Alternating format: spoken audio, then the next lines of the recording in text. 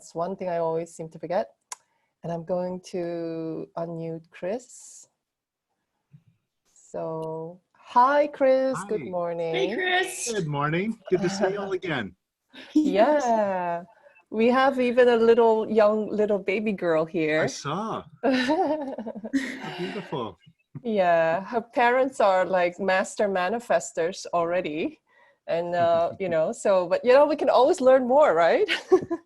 Let's go for the big goals today. So I just want to welcome everybody here. And we really wanted to invite Kris to talk about his money manifesting wealth course that's coming up. And we will be very honest, we are affiliates because we believe, win-win situations. We give affiliate commissions to people who promote us, but we also only promote people that we believe in that and that we work with. And those of you who've seen the other interview, I've worked with the release technique since 2012, 2013, because I saw a lot of people getting results with money. And, I think what was really fascinating to me was that the release technique was a very serious, has a very serious work ethic. So a lot of business people would come there, and a lot of people would just really work on their mindset like day and night. It's not like release technique is not one of those lazy techniques where you just like you do 15-minute affirmations and then you expect your life to turn around. Actually, the release technique requires you to turn around a lot of your personality, a lot of your how you think the world works, and who you think you are even. And I can tell you a lot of people, when you meet them at the release technique retreats where I met Kris, you actually hear the real life testimonials of people, how they turned around their financial situations. And then it wasn't just the finances, it was also a lot of the problems that they had with family members, with people that they didn't forgive or could forgive, or, lots of things. So I would say the release technique is one of those really effective, eyes wide open type of transformation tools. And you would love this, Kris, but last night we had an amazing class with the group. And one of our members actually turned his life around within like a month by joining us. And he himself has done thousands of methods. But what he gave credit to what we taught, which was appreciate as much as possible. So instead of criticizing things, appreciate everything. But he also mentioned the release technique, because he said, without the release technique, we always have this illusion that we need to be happy all the time. We need to feel good all the time. But what about all these horrible emotions that are trapped in our body, right? And this is exactly why I think we need to understand what the release technique is, what Kris is doing with it, and why this money and wealth manifestation mastery course is so fundamental.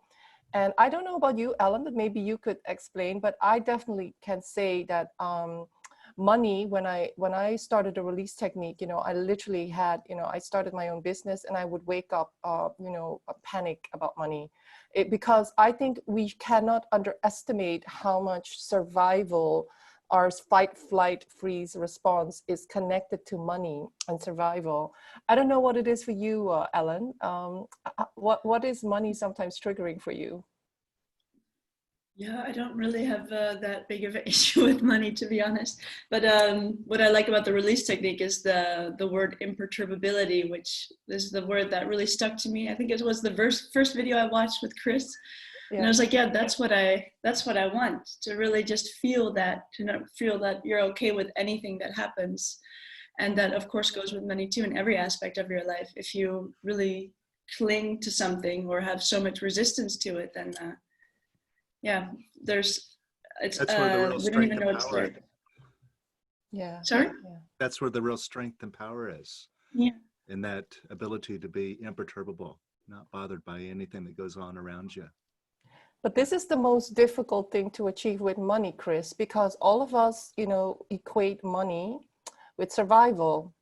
And I know that when I had my huge manifestation with the release technique, I tell this to everybody who is serious. I say to them, to actually manifest the big money, you need to face your biggest fears around money. So my biggest fears were like, literally, I that nobody loved me, not even my parents or my friends. And I literally had to release on the most horrible picture that I had, which was, I'm going to live under a bridge in London because I was homeless. And I literally had to release all the fear and all the resistance and feeling like a failure, feeling like I spent all this money mastering the loss and I just became a super failure. And when I got to the point that I could love myself living under the bridge as a homeless person, although I did everything I could to become a master, that's when, the big manifestation came. And so whenever people get stuck, I always ask them, what haven't you let go of? What is the biggest fear that you're still trying to avoid? And but it's not just that. The release technique goes much, much further, because it's actually really about how you are creating your world in relationships, in your health, in your self-esteem, in how your clients treat you, and how how the tax man treats you. It just goes very, very far. So Kris, Ellen and I had 4 questions, and I think that will really help people to even the people that are quite new to this. So Ellen, you asked the first question. Yes, so maybe some people here or on the live or watching the replay aren't familiar with the technique from Lester Levinson, I think, right, Kris? So can you explain this technique to people who are completely new and have no idea what we're talking about? Okay, so I'll just give you a little bit of background on Lester Levinson. Lester, he was a physicist, and he had studied other pursuits of man to understand how the universe works. So he studied physics, engineering, medicine, psychology, psychiatry, to really understand what makes us tick, what we're all about.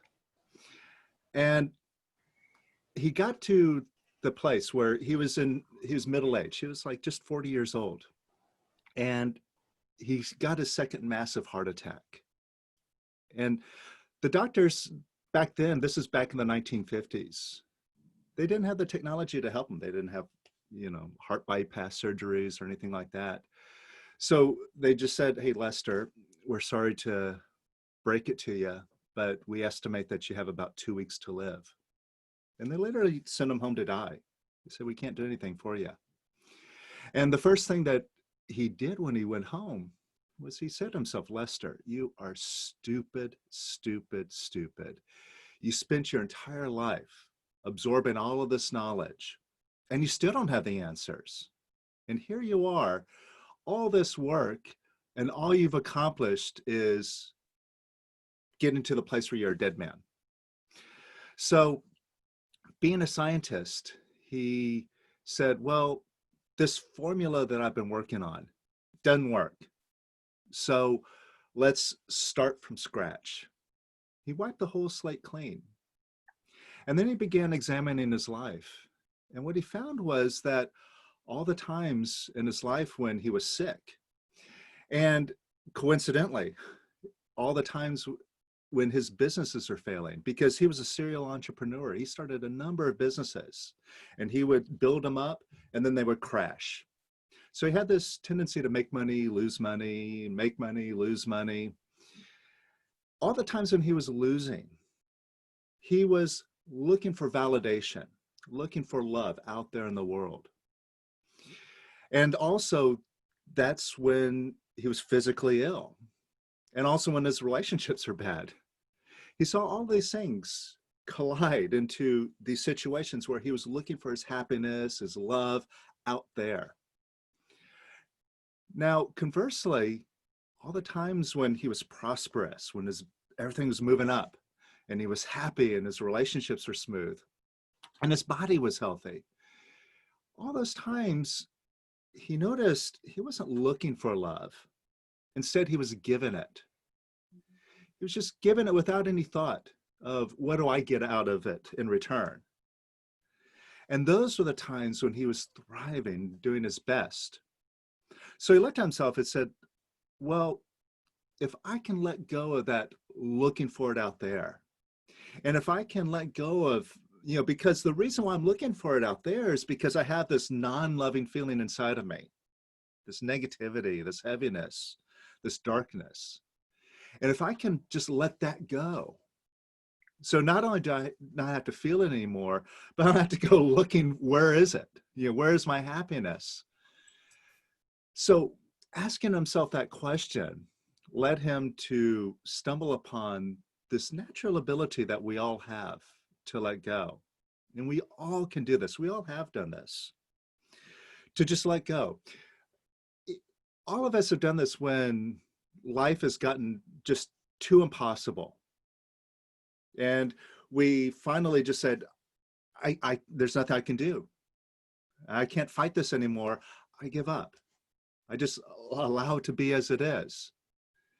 And inevitably, everything just magically turns around in those moments where we, let go of our grip. So we can all release this negativity that we feel inside, that we're all trying to resolve or cover up. And what Lester discovered is by letting go, in 1 month's time, all of his illnesses went away. His heart attack, his other body issues, he had all sorts of illnesses. It just all disappeared. And he kept releasing his non-loving feelings, kept releasing his negativity. And he found that the same thing that cured his body also cured his wallet. He, within a few months, found that he could manifest money at will. He, at that time, accumulated a number of buildings, big apartment buildings in Manhattan with no money down, and became a millionaire out of nothing. And he said, wow, this works for this. And maybe if I just keep pursuing this, I wonder where this will lead me. So he kept going. And by letting go, he completely undid his whole ego. And he got to that place of mastership, like Eckhart Tolle, some of these other masters, that we've seen. So, and he accomplished this in 3 months, from start to finish, going from the most negative, busy mind, so limited that he was going to die in a matter of weeks, to becoming a realized master. And he spent the rest of his life showing the rest of us that we all can do this. Now, he started this back in the 50s, and he had a few students that carried on his work, and I worked with one of his students. And, to me, I think, I mentioned this on our last call, I wasn't interested in anything spiritual at the time, but I was invited to try this out. And it was, even though I was skeptic, it was something that I could prove. I had a tangible feedback immediately when I released. I could feel the difference. I could feel, wow, I just stumbled upon something amazing. And, the way my life was before, working for a living, feeling like I'm a zombie going through life, just being ground down by the system, to feeling like, I'm liberated now. And I have the real key to happiness. Everything that I'm looking for in life, here it is. So going from a complete skeptic, I immediately turned into a believer. And I've been doing this now for about 20 years. And everything in my life has turned around. Everything that Lester talked about, I've been able to prove out for myself. Everything from my relationships to my finances to my health, everything has turned around 360 degrees. And so I've been showing this to others, and as it turns out, all of us can do this. So And yes. And so I really want to say to people, like, Kris is not just like super special, because when I went to the retreats, before I went to the retreats, I heard people on the phone calls talk about their gains. And some of them had huge problems with tax authorities, with the businesses, with some of them, you know, their husband died and they had this like huge debt and they had to turn it around. Like literally Kris, his dad, you know, had an issue with his business, and Kris, you know, even Kris stepped in and they turned the whole business around. So I saw example after example after example, but I also saw people who were like traders and people who were investors that said, you know, I couldn't sell this property, and then I released on it and then they sold it. Like, and I started to become like, okay, this is not just a few extra special people that know what to do. I can do this too. And I also manifested good money with it, like really big money gains. But I can say this goes beyond manifesting money, because to manifest money, you need to become a master. And to become a master, you need to understand the true nature of reality, the true nature of who you are. And, you know, and we're not saying that we know the truth. We just say we found one of the codes, one of the formulas. There might be many other formulas to create. But what I've seen is by being a seeker, I found that most of the people that were doing the release technique were getting the gains. Whereas if you go to other methods, it's wishy-washy. You know, some people get it, some people don't get it. And to me, it's like, no, if the formula works, it has to be consistent. And I think the release technique has, you know, a lot of grounded business people there, and that stay also for a very long time. I think the success of the release technique is, without being too spiritual, it is about mastering our mind. And Kris, could you maybe talk, you know, in the other interview, we talked about quite a few examples in health, wealth, relationships, how you turned them all around. What were for you, you know, as a teacher, worked with so many people, what were for you the most inspiring changes that you've seen with other people, how they turned their businesses or money around? I know a few by myself, but you've worked with so many people, and listening to your live calls and to the recordings, I see people manifest quite interesting things. Like, you know, they just double their money during lockdown, things like that. So what were for you the most inspiring things that you saw? Wow, people need to know about this. It might inspire them as well. Well, I think the thing that inspires me the most might seem the most mundane, because what I find most inspiring is people really connecting with their happiness.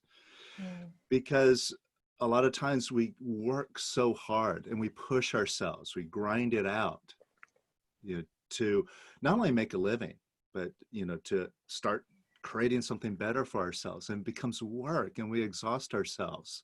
Yeah. And we're always looking for that prize, you know, cross the finish line. When I make this money, yeah, or something or whatever. And see, what we're doing is we're holding back our happiness, saying that, you know, I got to work, I got to struggle until I hit that light at the end of the tunnel. And so to me, the most inspiring thing is having people settle in and finding their happiness inside of themselves. And they continue moving forward, but now they're moving forward with a sense of joy and a sense of real self, you know, completeness. And it's like the money follows. You know, the money goes where the happiness grows and develops. So, you know, like you mentioned, my dad, you know, he was somebody that worked really hard in business. He started his first business when he was in his 40s, you know, as I was growing up. He had been working for others. He was a band director, and then he started a travel business. And it was a lot of work. And I worked with him for a while, and it was just crazy. And even with all of that work that he was doing to keep his business going, it was always a struggle. And eventually he got to a place where his business was sliding and getting ready to completely crash. And he was really worried about it. He was in a situation in which he was stressed out. He was afraid that he wouldn't be able to pay back people that had put deposits for trips and things like that. And it really bothered him. He was upset about it, obviously. So in working on it, letting go of all those negative feelings that he was struggling with. He moved them out of the way. And in the place of all that worry, all of that, negativity, what came in was the answer. And it wasn't anything that he had to do. He just had to create the space for it to show up, just get out of the way. And in the process of working, we did this work over a period of a couple of months.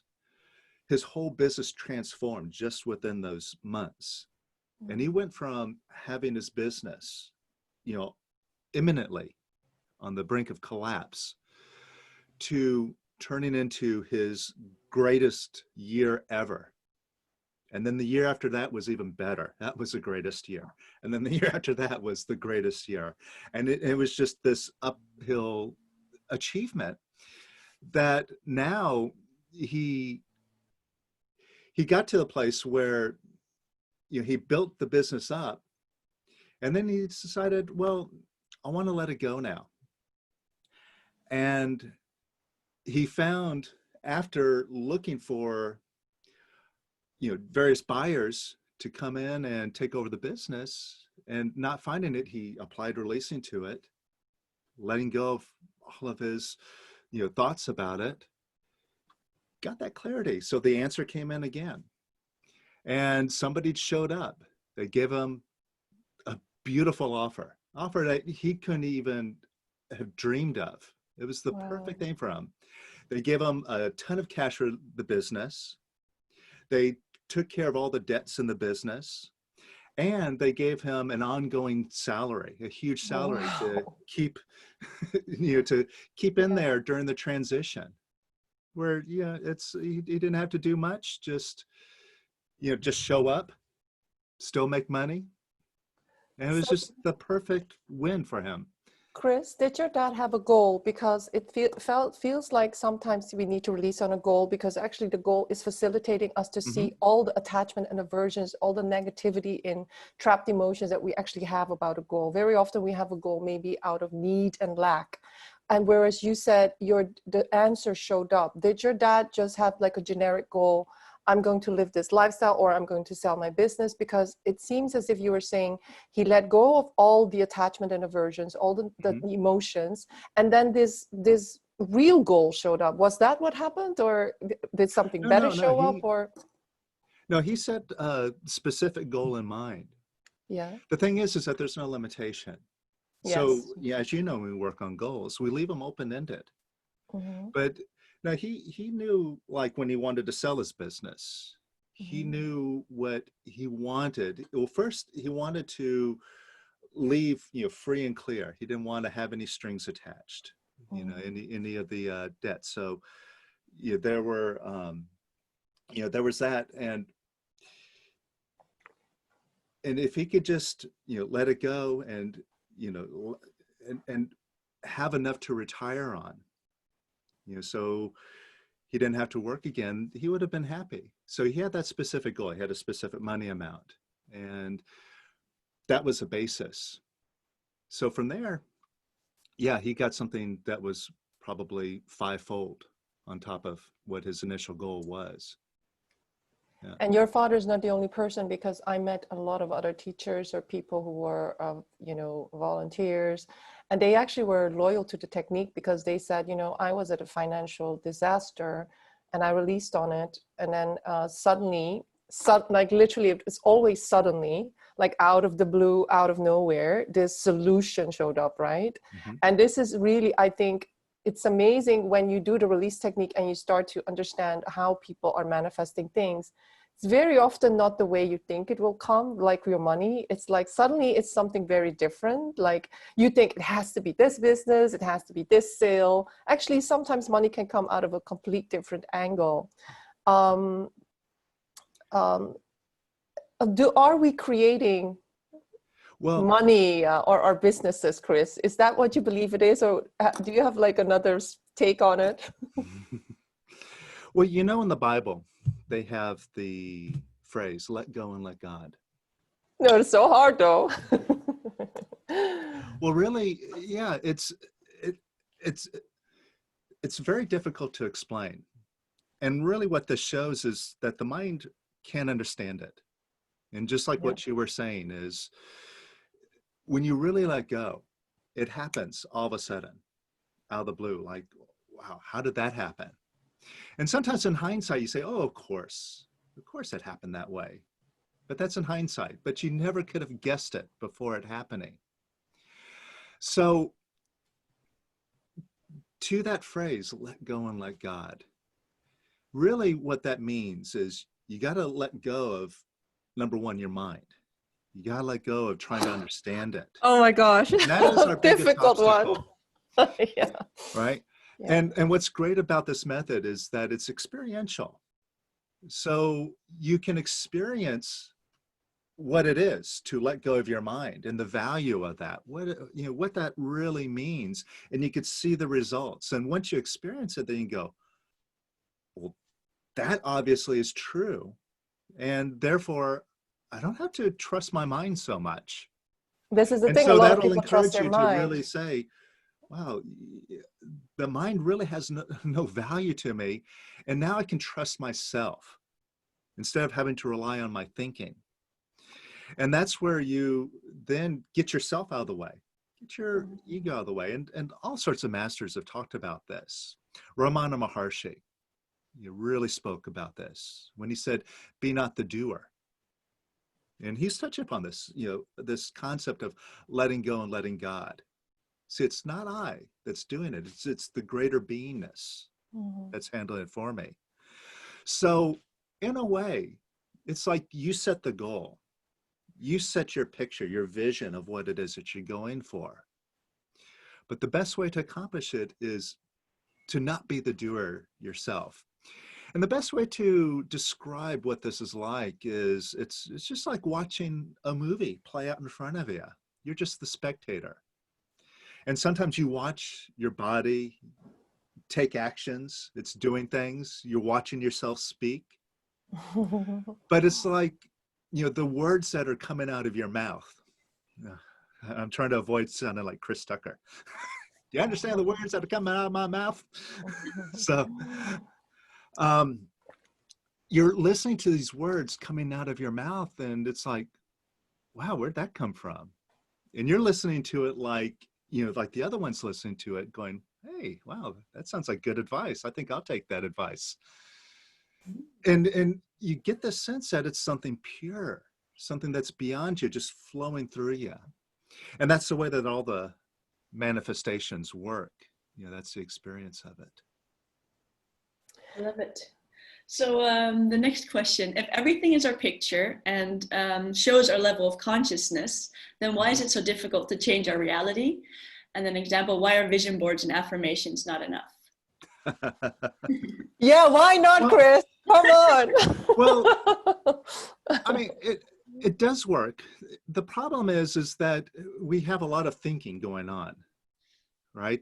The scientists say that, we have how many thoughts in a day? Like 60,000, 80,000 thoughts a day, whereas maybe it's an hour that we have. We have a lot of noise in our mind. I don't think any of us really denies this. Yeah. And this is why we like meditation. This is what we do these practices for, is to quiet our mind, and we feel that peace, that calm. So we know that's a good thing. It fulfills us.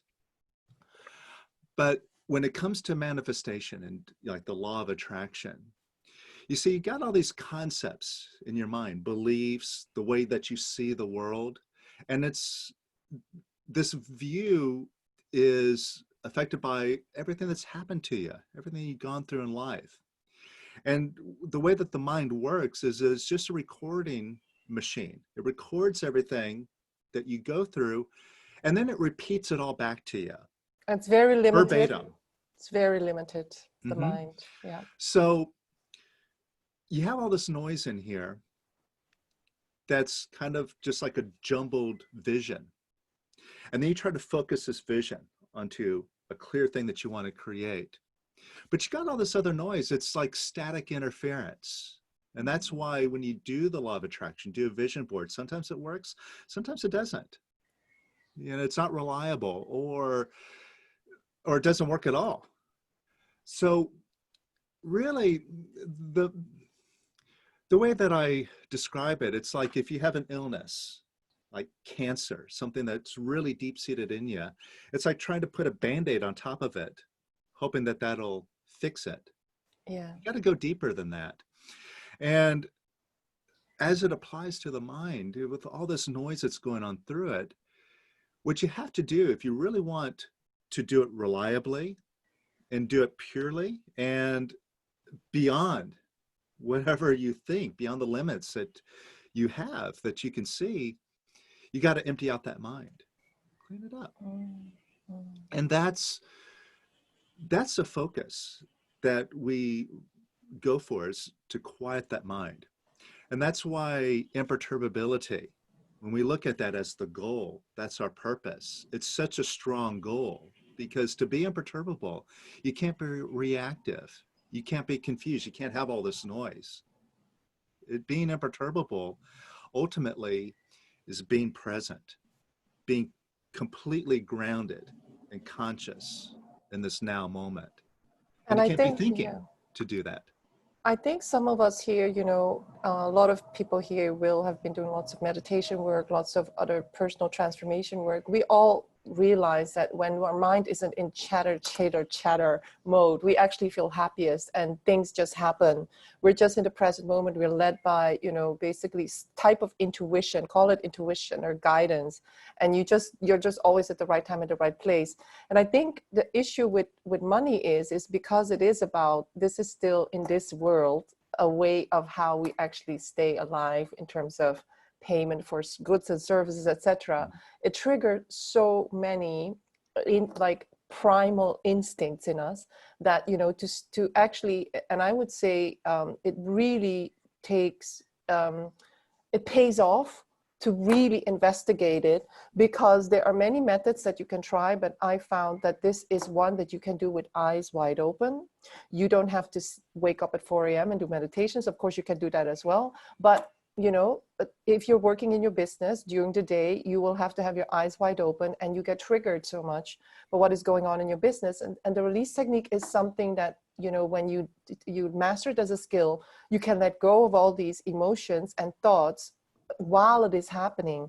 And I think this imperturbability, Kris, when you talk about it, the way that I experience it is it's complete. You know, when we talk about the David Hawkins scale, you're in like almost in peace, or you are in joy or in love. And actually, no matter what other people you do, you just understand where they're coming from. So it's not just that you don't care about what these people say or what's going on. You actually see what's really going on with them. They're just reacting. They just haven't mastered yet, you know, how to not listen to the chatter of the mind. And because when you're imperturbable, you're so aligned with who you truly are, you know, I call it alignment. You just have compassion, but also you know that you are a master. You can have, and you deserve it. And whereas if we are not achieving success and we're in these lower levels of consciousness, let's say we're in pride, or we're in desire or lust, you know, we're in this like all this like the garbage of our mind. We just repeat the things over and over again, and we keep looking for the answer in the mind, but it's not there. It's not there. And this is something that a lot of people need to wake up to, because we so value the mind. I think the Western society just really believes that it's all about reading another book, going to another course, you know, following another expert telling me how to create a funnel, right? And actually, when I listen to the master that I now, or the people that I follow and that I mastermind with, all of them say, I didn't work with an expert. The guidance just came. I create my copy just like, I just know what to do. I didn't do a course and things like that. So I think this is the thing. A lot of people get trapped in action mode. I need to master marketing. I need to master creating funnels. I need to master writing copy. I need blah, blah, blah. Actually, it's your level of consciousness that's creating the business results that you're not getting, right? Yeah. Now, see, when you get your mind out of the way, it's not like this kind of negative, absent sort of space. It's very positive. Yeah. I mean, and not just positive as in positive, but positive as in active, as engaged and knowing. It's not like a state of being lost or drifting around, you Not know, caring. in ether.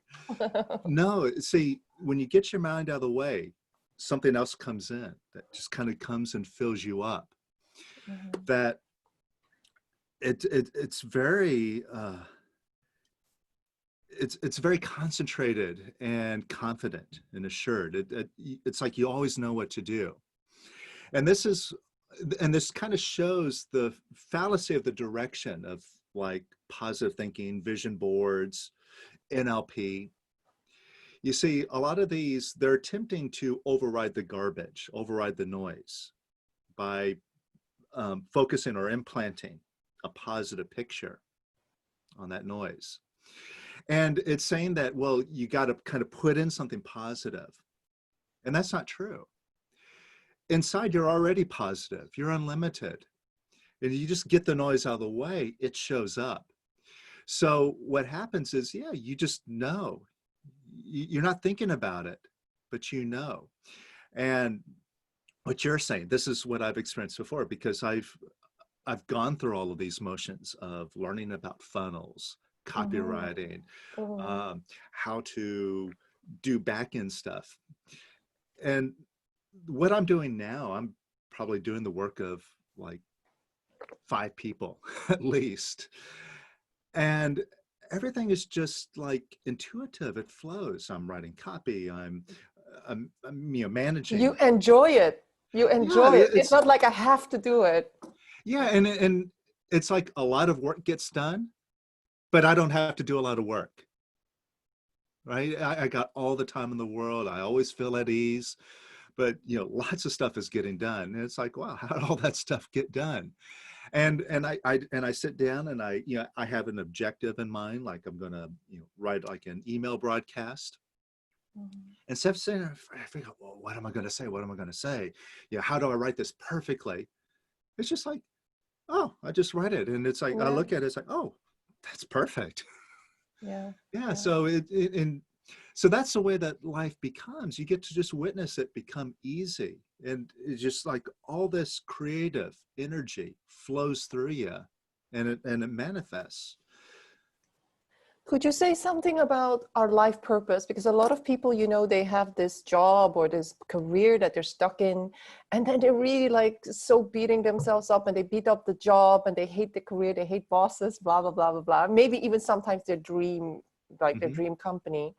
What would you say about people that need to make a career switch? What have you seen in the release technique, that how it can help people create the space to actually know when to start creating this, you know, side hustle, as Gary Vee would say it, or maybe to actually make some real decisions? Like, what would you advise to people who are stuck in that little dilemma? Well, we would go through the process, you know, that we do in the course. First, letting go of your feelings, because you got a lot of negative feelings. I hate my Got to get job. out of here. I got to get away from these people. But Yeah. as we've all experienced, like we've gotten out of bad relationships, a lot of us, And a lot of bad only jobs. to jump into another relationship with the exact same person, just with a different face. Or we get out of a job because of we're working with some people that we don't like, Nymphomania, and we get into whatever. another one and we got Yeah. the exact same sort of people around us. Yeah. So it seems like wherever we go, we take our problems with us. So I'll address our purpose in a second, but just realizing, you know, where we're at and what is it that we're trying to accomplish and what are we trying to get away from? See, we got to look back into ourselves to let go of all of our reactivity about it, so that, you know, we're not bothered by that situation, and we're not then desperately trying to get out of it, because in that sense of desperation, I got to get out of it, we're actually keeping ourselves stuck in it. It's like being stuck in quicksand. So that's the first thing that we would address, work on, is getting to this place of imperturbability, you know, that we've been talking about here. That opens the door. And then what happens next becomes natural. That's where then the people, they'll just know, okay, I can start taking steps to do this business. It's not a problem. I can do it.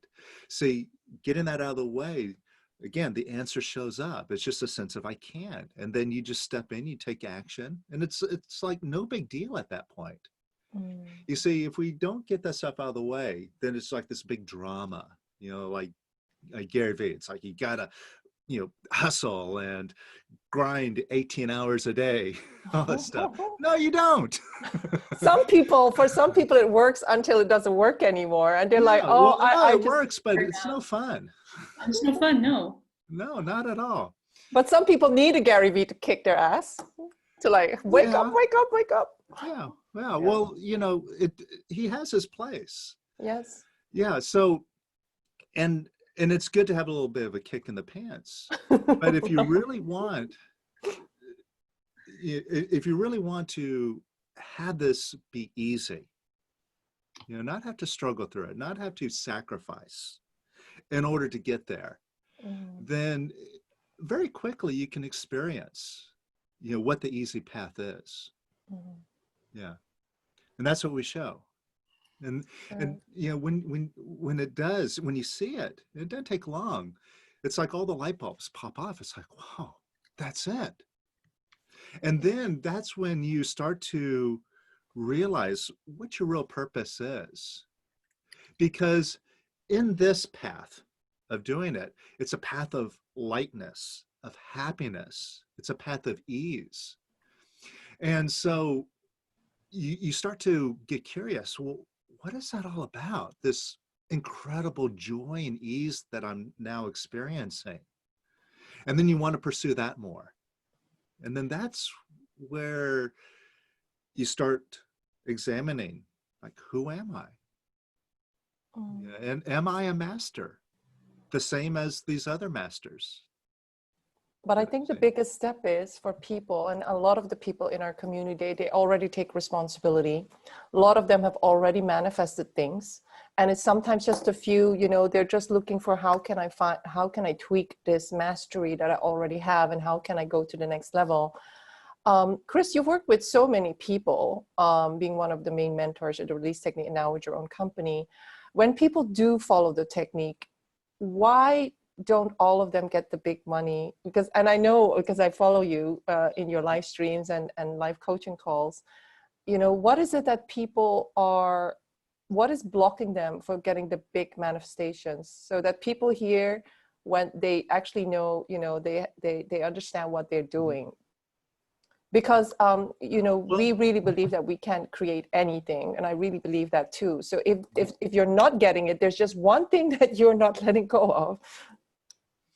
Well, some people are, you know, some people create massive amount of money, you know, out of nothing. You know, they go from someone, you know, with a very, you know, very humble life to exploding financially. So some people certainly do it. A lot of people do struggle with money. And I think it really comes down to is a lot of conditioning that we have. We live in a whole world that's built around money, or economics. And our value. Yeah, everything kind of filters through money, and all the advertising, you know, that we're exposed to is based around money and sex. So, you know, it's like something that, you know, kind of gets embedded as like a deep, deep desire, a deep need, so much that it's like a survival need. So it's just something that is so ingrained in us, like our need to have it. You know, we're ruled by it. If we don't have it, we're not worth it, and so on. And also our struggle to survive. So that goes in as a deeper sense. But we also have these like surface thoughts about, oh, I can't do it. We have these rules, these conditions that in order to make money, you have to have money in the first place, or you have to have the right connections. And these go in as beliefs. So we got to examine our thinking and start, you know, investigating and ultimately unraveling these ideas in our mind. And the great thing about Lester's method is it's very pure and simple. It just keeps us focused on imperturbability, on just quieting the mind, not putting more information in there, not putting a better, more positive picture in there, just getting rid of all the pictures, getting it completely blank. See, it's a very simple direction. And that leads us to discover, oh, the whole world is my picture. And then you see what people eventually do is they start to master their mind. And all of a sudden, just one day, it just occurs, oh, I could just decide to have this goal. I could decide to have a lot of money. And then they start manifesting it.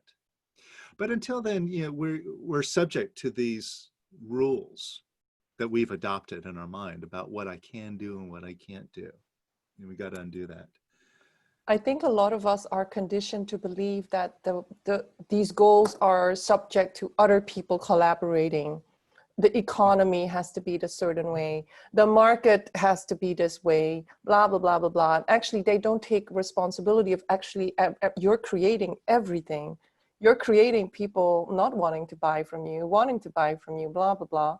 And that is something that, you know, the people that haven't been working or haven't really met a lot of the people that are getting the gains, they don't understand this because we are so conditioned to believe that these people outside of us have nothing to do with us, they're separate from us. Whereas actually when you do the releasing effectively, you start to see that as you change your level of consciousness and your picture, these people start acting differently. Your clients, your deals, your money, your bank account, the tax authorities, you know, all of these things suddenly change. And it's because you've changed. And it's almost like other people might say, oh, you stepped into a parallel reality or whatever, a new timeline. You know, there's so many different explanations. But the thing is, what we're trying to do is here, what I love about the release technique is you actually put the pictures and the mind aside and you focus completely on the feelings. Just let go of the negative feeling. And, you know, those of us, the people who play with us, we sometimes teach them very basic releasing. And it's just very surprising how when you are tormented by the mind sometimes, by pictures of the mind, you just release. And like sometimes within 15 minutes to 30 minutes, you just like that picture doesn't mean anything anymore. The pictures change because you've let go of all these horrible emotions like fear, anger, grief, apathy, desire, lust, etc. So I think there's quite a lot of people that would love to know more about your course, and that what would you say will people get when they are getting the course? And Kris has been extremely generous with us. So if you follow our affiliate link, what Kris has given to us for free, when you follow that affiliate link, you're going to get the 21-day course for free, which has is almost like $300. And so the course, you can actually join the course. You can pay in 3 installments. It's a 6-week to 7-week course. What can people learn? Let's say they're completely new to releasing. What would they expect to learn in the course? And why is the course important? Because some people might still think, oh, I'm going to do this by myself. What would you say about that? Okay, so the first thing is the 21-day course that you mentioned.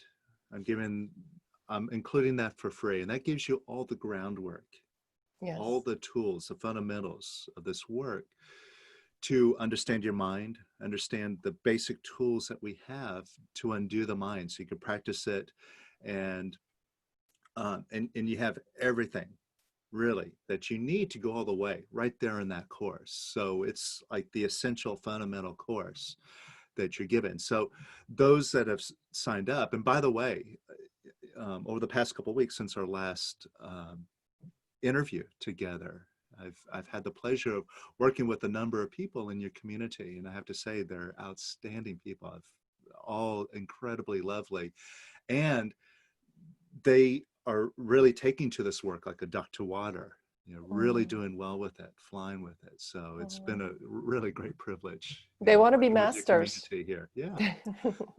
So the 21-day course, you know, when you sign up, you'll get this right away. You know, the 6-week course starts next Friday, but you can get started with this right away and start practicing these fundamentals. And these are the tools we're going to be using when we jump into this course. Mm-hmm. And we're going to get into it. We're going to start moving very quickly. So for those of you who are new, we'll make sure that you're comfortable with these tools and you know what you're doing. And we're going to start running with them. And what we're going to do is this is going to be a very goal-oriented course. So when you show up for this course, you're going to set some goals, some big money goals. And we're going to be working live together twice each week. On Friday and Saturday, we have class sessions. And we're going to be working on your goals. And you're going to start to understand not only the thoughts that you're aware of, but how to really dig in to your subconscious thoughts, the ones that you aren't aware of, that are like, wow, am I really thinking that? And we're going to show you how to access all of that stuff so you can bring it up and go, whoa, that's not working for me, and then drop it. So we're going to go, really deep into ourselves and clear ourselves out of this stuff. And in this course, we're also going to open up and embrace our true purpose, to understand that what's going on out there isn't the end all be all. It's not having a lot of money that's so important. It's what it really means to us. See, if I have a lot of money, how would I feel? What would my life be like? And usually, when we start looking at it, it's like a sense of liberation, of freedom to do what I want, when I want, a sense of happiness, a sense of safety and security. I got everything settled. I don't have to struggle anymore. Yeah. And it's, the most important thing we're going to really focus on in this course is finding that within yourself right now. And that's the source of creation. So when you open that up, then what happens out there is a reflection of where you are inside. As above, so below, that they Yeah. always say. And Ellen and I are going to be both there because we have big money goals, and we're not like, and I really say, some people always thinking, oh, I'm going to do this other course, marketing, because I need to master, let's say the non-conscious related type of more like skill stuff. Whereas I would say, what, if you've been struggling with money for a long time and you understand consciousness, you really have to understand that, the thoughts that you think and all the failures, so-called failures of the past, they're going to impact whatever you're going to create from now on. And sometimes it's not even just your so-called failures, it's from your parents. It's from the people in your industry. Let's say you're a therapist, or you're a musician, or you're in the online travel business as your dad was. Whatever's going on in that industry, you're going to believe that that's reality for you. But actually that's not reality at all, because I've seen enough people manifest some crazy, outrageous things, including myself. And, and the thing is, in the meantime, you could also let go of a lot of negativity around self-esteem for yourself.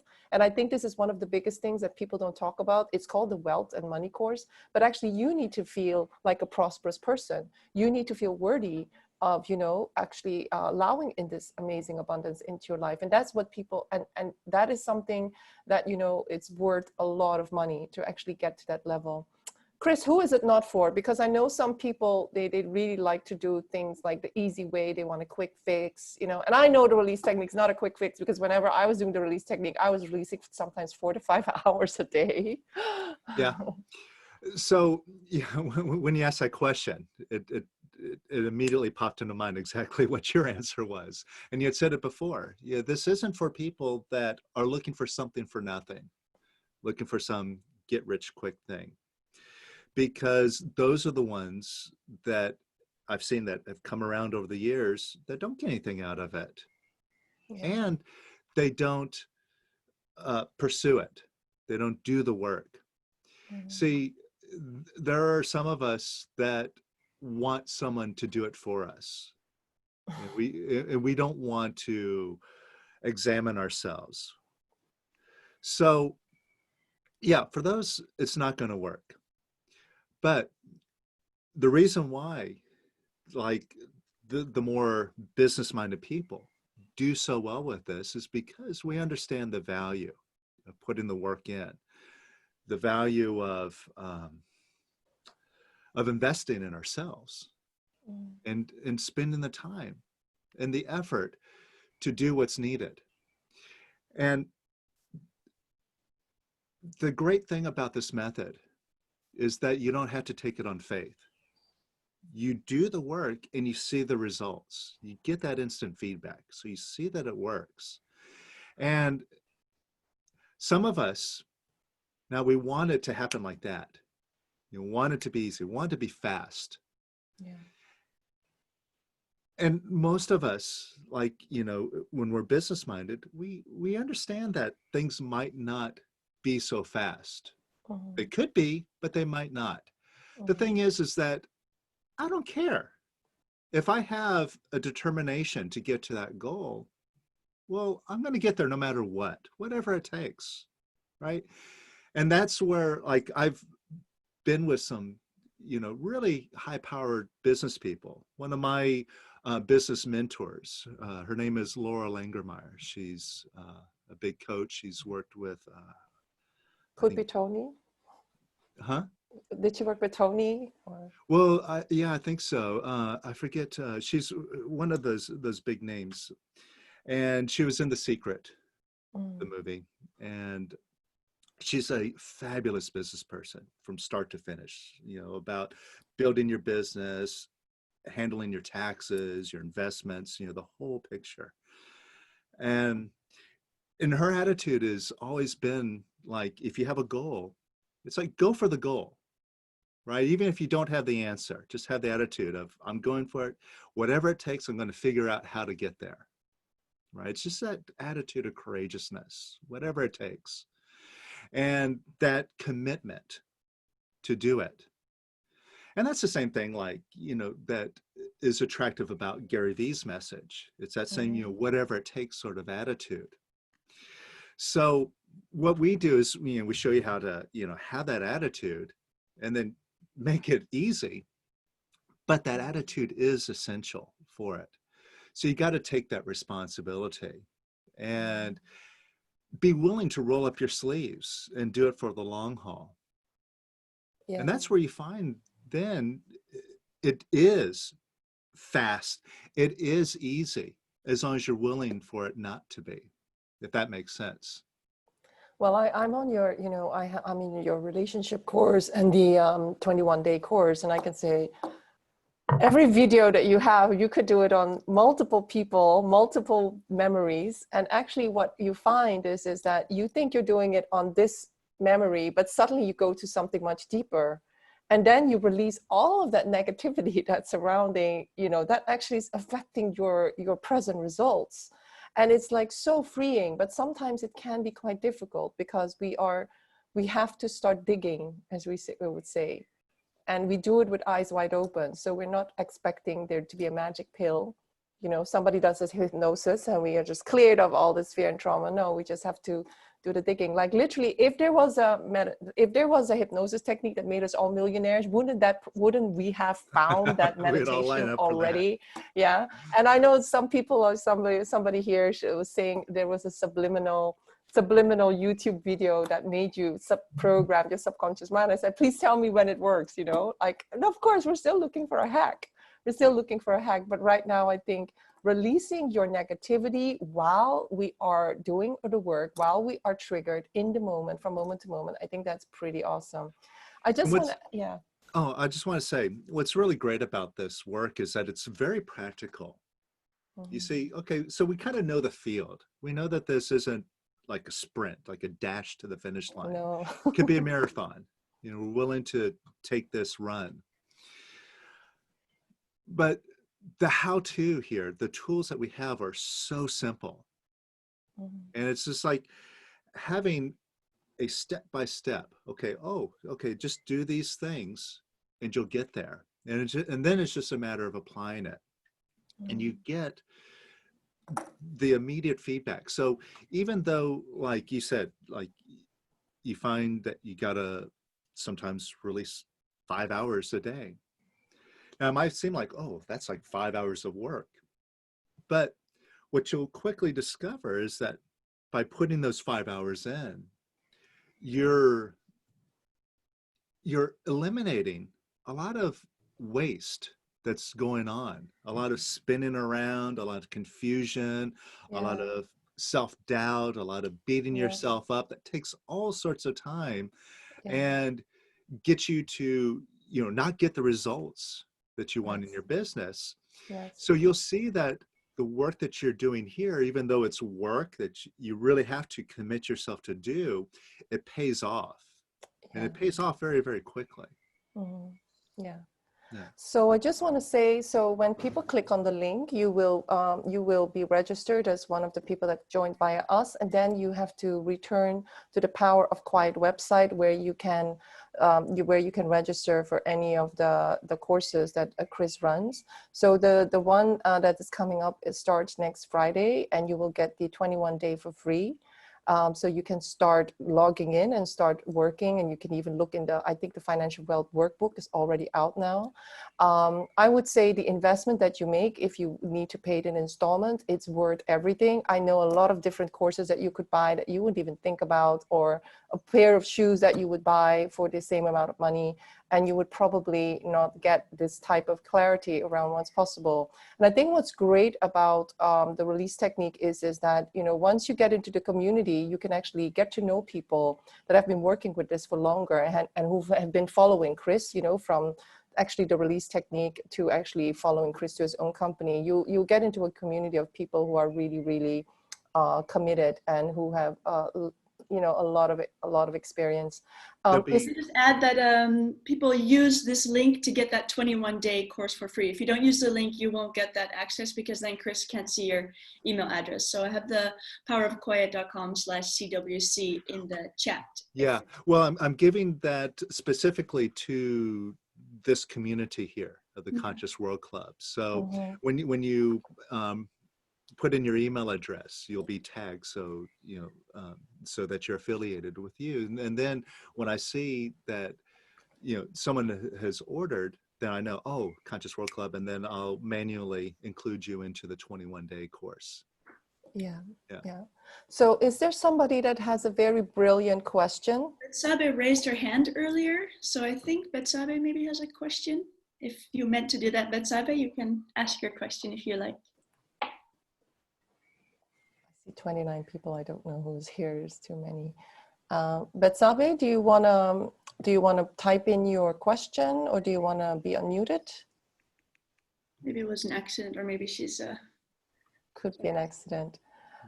I'm sure there. I want to point out something here. There's something here I wanted to share, and just to kind of give us an idea of what it is that we're shooting for here, because we've been talking about pictures.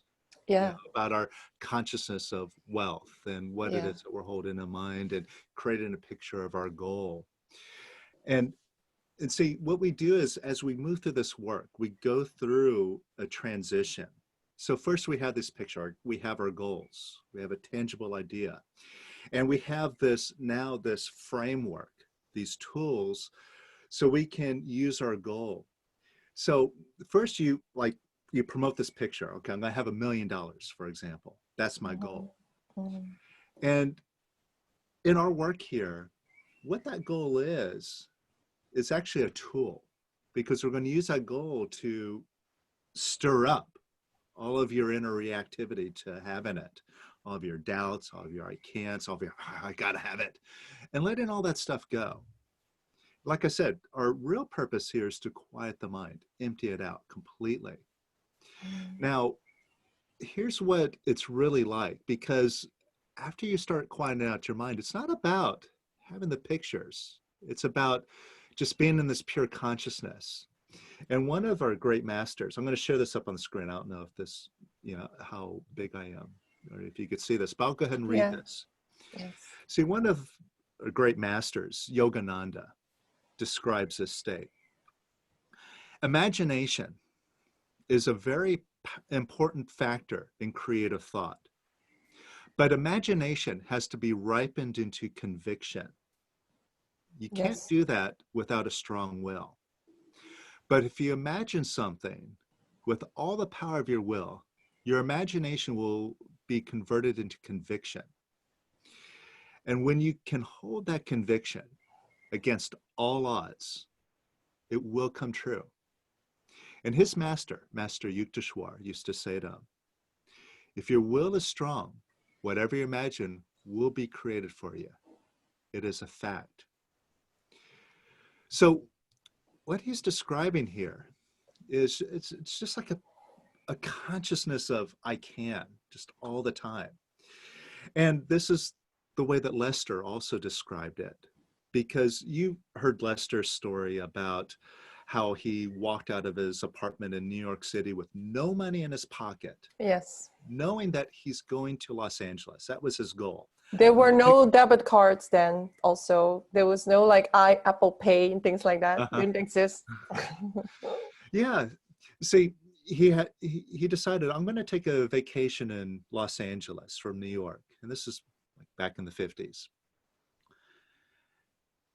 With no money in my pocket, because he had read a story from Yogananda about an experience that he did. He took a trip with his cousin or his brother through India. It was it's in the autobiography of a yogi called The Penniless Boys of Vrindavan. And so Lester, being a scientist, it's all about proof. It's not what I say, it's what can I prove. So he walked out of his apartment knowing that he was going to Los Angeles with no money in his pocket. And the way that he described it, it wasn't a test. It wasn't, well, let's see if this will work. He said specifically, if he had the idea, oh, I'm going to test this, it wouldn't have worked. He had this absolute conviction, I'm going to Los Angeles. No doubt whatsoever. And he walked out of his door, started walking down the street, bumped into someone. It's like, oh, Lester, I hadn't seen you for years. Here's some money that I owe you. And it was enough to buy a plane ticket. So he goes, gets a plane ticket, flies in. And as he's taking his luggage off of the carousel in Los Angeles, he runs into another friend. Oh, Lester, hey, I'm leaving town. Sorry I missed you, but hey, since I'm gone, why don't you take my place? He handed him the keys to his apartment. And so everything just one after another. He's in Los Angeles thinking, well, I need a car. Can't get around too easily here without a car. And he's meeting with somebody else. And during the conversation, the person just pulls out his keys without a word, slides his keys to him and says, yeah, here's my car. So see, this is the state of mind, the state of beingness that you're in, is that you're just like in the moment. And it's not like you have to like always have these thoughts, these pictures. It becomes so effortless. It's like you decide, I'm doing this. And with all of this other stuff out of the way, all this noise in your mind, this conviction that Yogananda's talking about, it's something that is so natural to you. And as you do this work, see, once we get into the 6 weeks, this is what we're going to develop. We're going to empty all this stuff out of the way. So every single moment, you're just coming across with this conviction. And it's like, whatever you decide to do, it's easy. And you don't even need to put money in the way. I don't even need to be a millionaire or a billionaire to do all the things that I want to do with the million. I can just go straight for doing those things and not have to worry about it. And that's where you just manifest for the moment, what you need as you need it. And I think the thing is like when you look at our conditioning, there's a lot of worthiness issues and permission issues around money and wealth and luxury. If you would just dismantle all the beliefs about I'm only deserving when, I can only have success when, I do not, I cannot even take money because I feel guilty about asking for money. I mean, and also all of that stuff when we were kids, like how our parents, basically indoctrinated us about what is money and how you can or cannot have money and what rich means. I mean, there's so much garbage there, and that's just money, you have that in relationships as well. And it's so interesting to actually really, really, really dig into, how much do we actually allow ourselves to live like an infinite being that is worthy, that can manifest just because we are already worthy, deserving, and lovable enough to have success, to have the money, to have the wealth.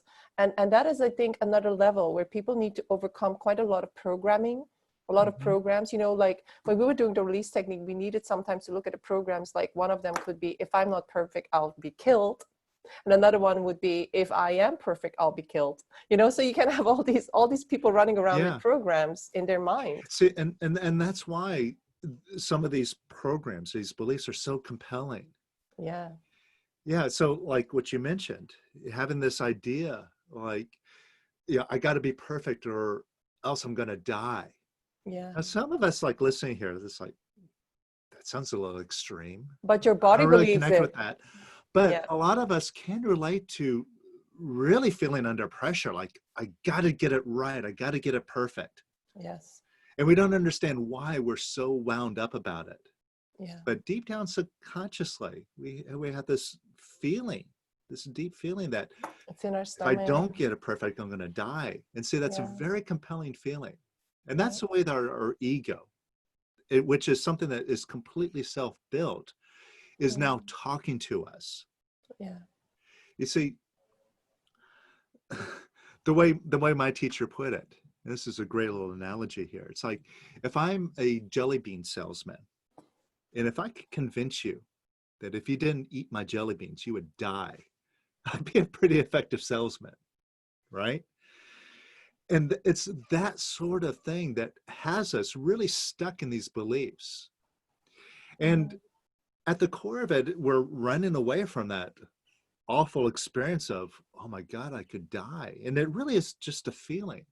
Yeah. And so what we're going to do is we're going to get to the place where we have enough levity, we have enough strength and courage in ourselves to confront those feelings and discover that they're not true. They're only a feeling.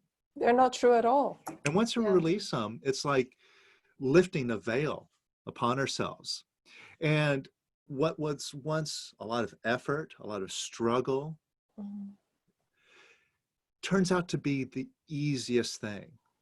It really is. See, this thing that we're really struggling to become, to be a manifester, to be a creator, which to a lot of us right now seems like so difficult, turns out to be the easiest, most natural thing when you get your mind and ego out of the way. It's like, it really is the easiest thing to manifest big things. Money is not the totally big natural. thing. The problem is we make money this big elusive thing like love, you know, right? Like we want the money because it will make us feel successful, it will make us feel safe. We want the relationship because it will do this and this and this for us. And actually, what we need to do is we need to get out of the way, as some big teachers will say. You get out of the way by releasing all these trapped emotions, because they're literally been trapped in our body for years and years and years. When you let go of the trapped emotions and you do it consistently and you start to understand what type of thoughts are running your program, and you start to detach from those thoughts. You don't believe those thoughts anymore. They might still make you feel completely nauseous, because, you know, I release every day and I still have thoughts that are like, oh my gosh, my body really believes this thought. This has got to go. And this is really where you take control. You take control of your fate by not allowing the subconscious mind, which is full of survival programs, to run your life anymore. And some of us love the meditating, you know, doing the things with eyes closed and things like that. This technique is, I think, a bit more practical. Because we're really thinking about, you know, looking at what are you doing when you are driving the car, when you are having negotiations with your next business prospect, when you are, you know, when you are blaming other people for what they're doing to you. It is all your consciousness. So yeah. And see, and we're not just attacking the thoughts, you know, to undo the thoughts. We're working at a deeper level. See, what makes a thought so compelling is the feeling behind them. Absolutely. Give them so much importance. And even deeper than that, see, the thoughts, we really can't control. A lot of us, we realize that. We've been trying to change our thoughts, you know, with our vision boards and so on. We find it very difficult to control our thoughts. And likewise, we find it very difficult to control our feelings. Also, they torment take over. us. They take control. Yeah. But the work that we do is even deeper than that. And it gets us in touch with something that we can control, that is in our domain, that we are causing, that is creating those feelings in the first place. And once we see that, and then we start practicing on that, the part that we can control, then that undoes the feelings, which then undoes the thoughts. And it's this deeper root that we work on in this course, that it's something that you touched upon earlier. It's not just money that gets corrupted by these thoughts and feelings and, you know, these deeper roots. It's everything. Mm-hmm. So when we go through this course working on money, see, that negativity that's corrupting our reality with money is the exact same thing that's corrupting our reality with our health and with our relationships.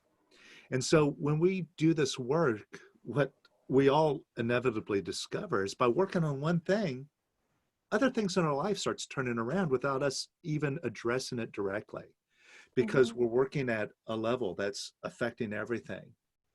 So we'll see other areas of our life start just transforming without, it's like, oh, wow, how'd that happen?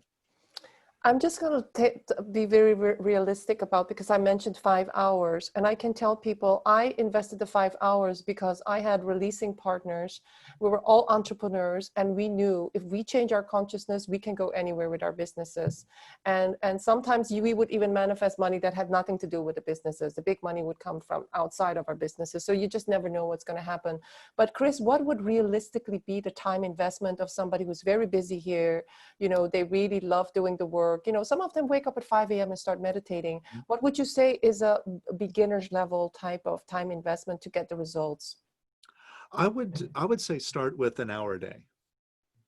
Yeah, most of You'll us feel much better and lighter even after 1 hour. Yeah. I mean, to some of us, we might have to sacrifice initially to create that hour, but most of us, if we're honest with ourselves, we can carve out the hour, because there's so much time, even in our busy schedules, that we do waste time. So we can make the time to do that. And what you're going to start to experience is that the work that you do, initially, it's like learning a skill. So it's like learning how to use a hammer. First, you have to kind of focus and you concentrate on it. You know, so if you're not paying attention, when you first use a hammer, you're going to start smashing your thumb. you're going to knock it in crookedly into the wall. So you have to pay real careful attention to what you're doing. But with a little bit of practice, it doesn't take long until you're really efficient with a hammer. And you just see yourself just with one strike, bam, bam, bam, and then you're done, right? So initially, yeah, it takes time. It takes focus, concentration to do it. But as you start getting skillful with these tools that you learn with this course, then it's something that you could apply while you're doing your other things. So you can start integrating it through your day. So it doesn't have to replace the time that you spend working on your business, doing whatever it is that you do in life. You can do it while you're doing that. You can multitask and apply it as you're doing your things and in the moment, which is actually a great way to do it, because, you know, when you get into the thick of it, you get all sorts of stuff that comes up, and you'll start to see your ego playing out. But now you have the tools and you can correct that ego right in the moment. And it's not like other things like meditation and yoga, which are great practices, but those are things that you can't usually do while you're like in a business meeting or you're meeting with a client. But here, these tools, you could use them right in the heat of the moment.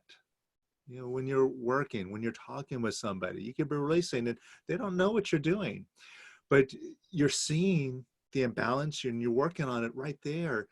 And you'll see the situation, like if it's a conflict.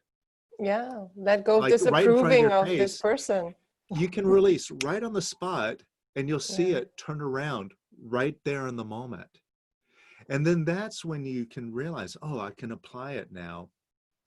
And then you start, and also in conjunction with, as you're applying it, you feel that immediate feedback, the lightness, the joy And then you're really tied in with the goodness of what you're doing. And you start to decide, okay, this is the way to go. This is what my purpose really is. It's not about my business. It's unlocking this joy that's inside of me. So then you start to integrate this into your life. And then this becomes your lifestyle to release. And so, yeah, then it's just like in the flow, and then you're just doing it all the time. And it takes a while to get to this place. So initially you have to put in the work, but this is what you have to look forward to, is getting to the place where, it's like so integrated. It's something that I know what to do now. And I know that works. And so knowing that and having that experience, you're setting yourself for a trajectory that you can't lose. Actually, in the appreciation game, we really, we use the Abraham Hicks teachings or the Dr. Joe teachings. We use a lot of different teachings, but actually we always say, you feel negative emotion, don't sit on it. Negative emotion is trying to leave, so don't try and wrestle it and go to therapy for 500 years, talk about this emotion. You don't have to understand it, because your picture will change when you let go of the emotion. And so, and then people prove it to themselves, and literally people can sometimes in 1 or 2 weeks, just by, basically appreciating. So that is, instead of, resisting people or resisting situations, they appreciate a situation and they release the emotions.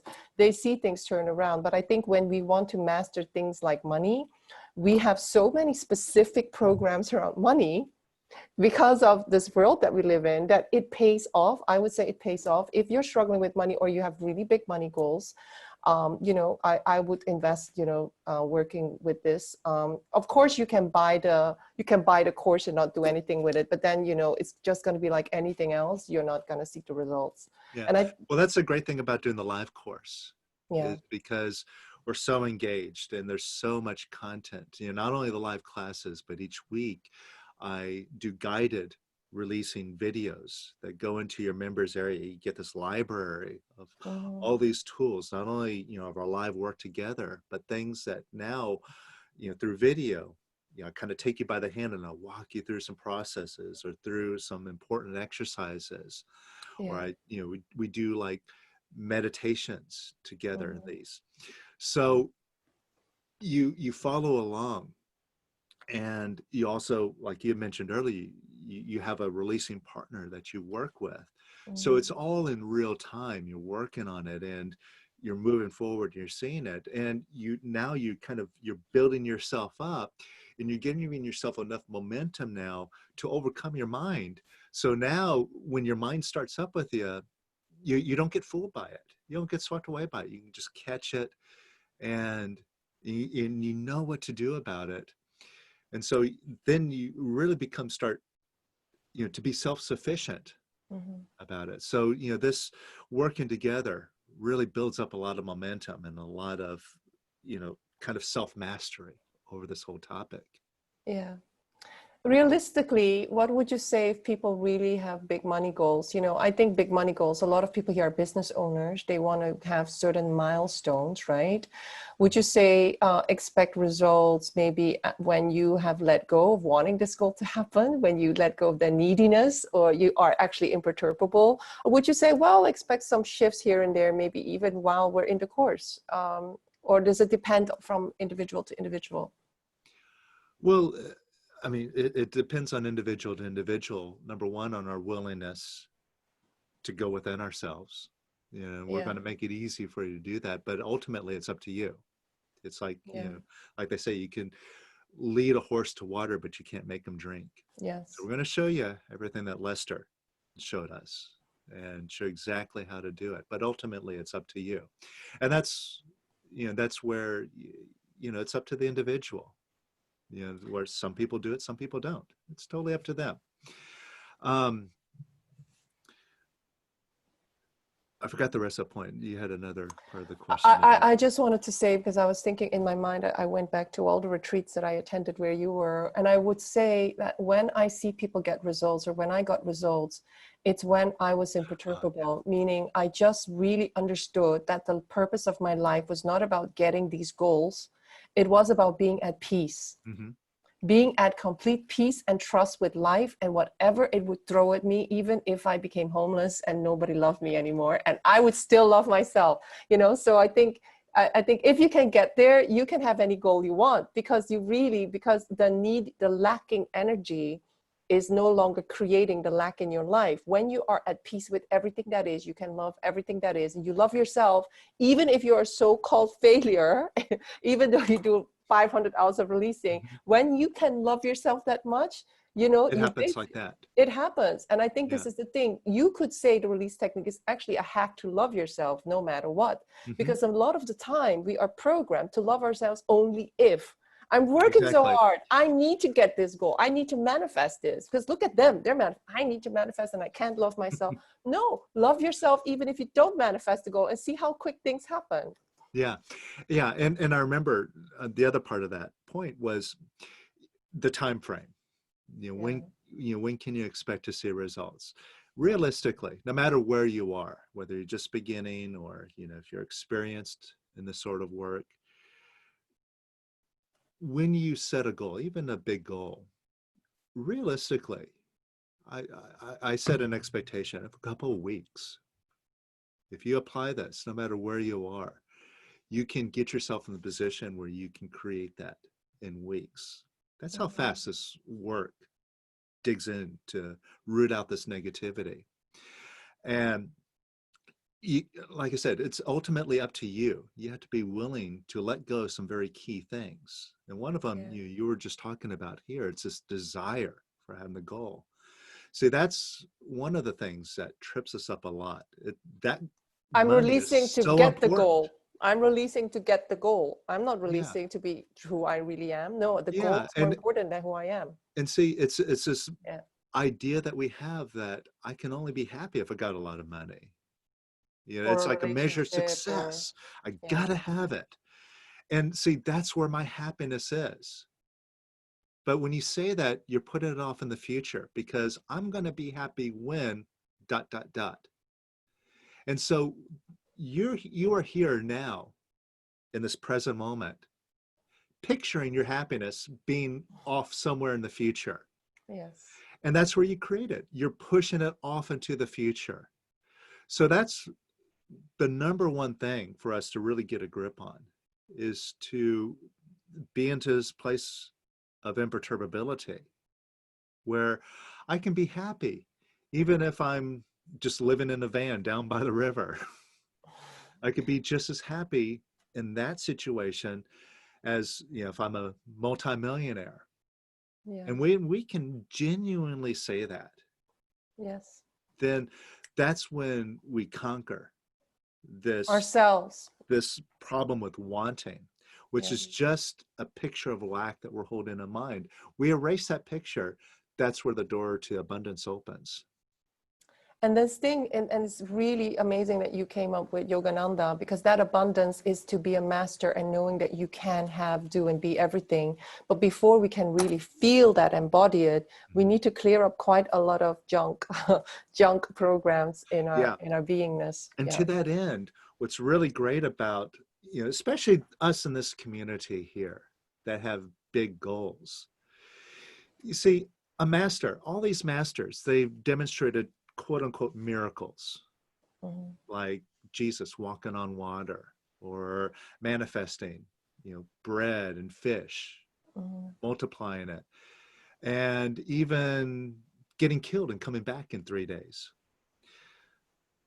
These things that these masters have done aren't to show of, oh, how great I am. I'm such, you know, a great master. Worship me.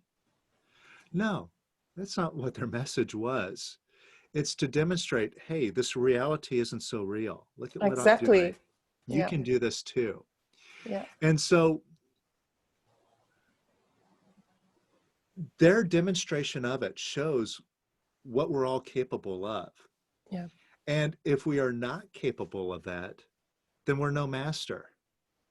So what's good about going for these big goals is to demonstrate to ourselves that we can do it. And like I said earlier, when we go through this course, our goal is a tool. It's a tool to knock out our negativity. Mm.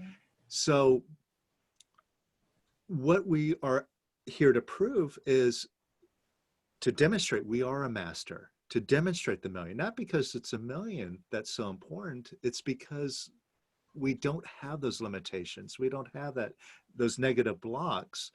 And the manifestation is just a reflection. It's kind of an affirmation that I've gotten to a place where I'm imperturbable about that. And the reality is there are no limitations, because those of us who are in the Dr. Joe community, we've seen so many people heal themselves through meditation, which is mastering the mind, basically become an epigenetics engineer of your body to actually switch on genes that were dormant because you were sick, and you programmed yourself that you were sick. You believed that you were sick, and that kept showing up. And so, the same can be done with money, and the same can be done with relationships. The same can be done with your self-esteem. And if we go far enough, I'm sure that we can even change the world into a better place, governments, corporations. Because I know when I was doing the release technique, I literally had like lots of stuff coming up around corporate life wants to kill me, taxes lead to debt. And I was thinking, why am I believing that taxes lead to debt? I was a tax lawyer myself. And you know what? I think it was a past life program. And I literally was with my releasing partner. I was like, oh, I think I was in some past life, something happened with taxes and I was killed or something. And you just don't know what kind of programs are, basically running you. And some of us believe in Akashic records. Every life you've lived, you still have those memories in you, right? And you just don't know where these programs are coming from. Sometimes they might not even be yours. They might be from the collective. They might be from your ancestors. But really, you by yourself can be so powerful enough to actually really release them. And it's such an easy, practical method. So I hope, this is not a sales thing.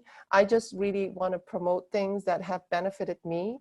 Ellen and I will be on the course ourselves because, we want to be masters, and we want to invest the time, because when you invest the time, you will see your reality change. And all of us, we know what is possible.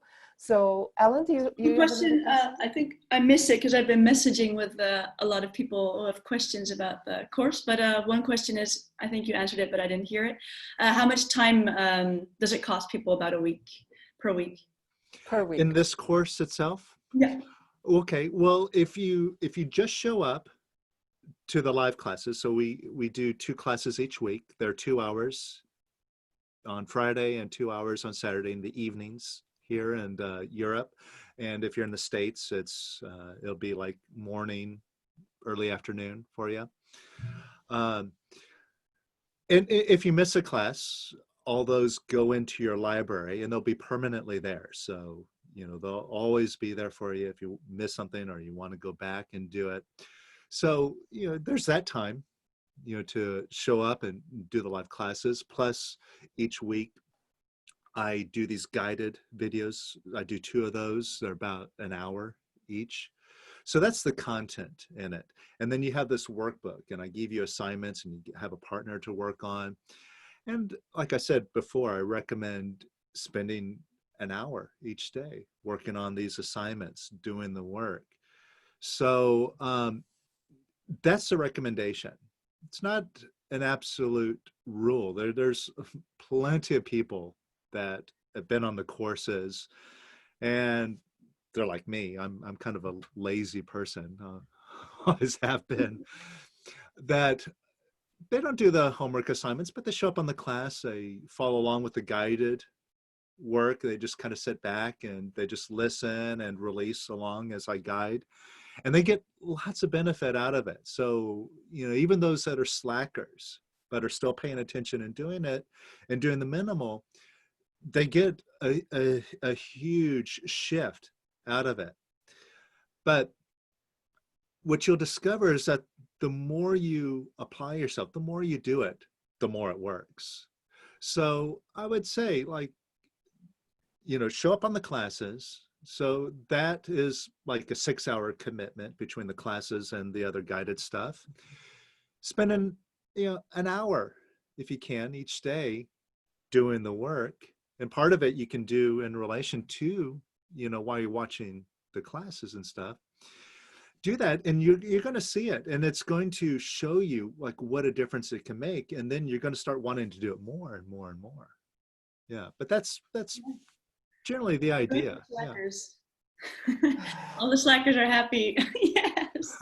But after a while, you'll be so skilled in it. Like you'll suddenly have this crazy thought come up and you think, what is this? Makes me really want to vomit. Like, and then you release it at that time, you know, and you could do it like in 5 minutes. You just sit down and you go to a cafe and just sit, I'm not leaving the cafe until this goes away.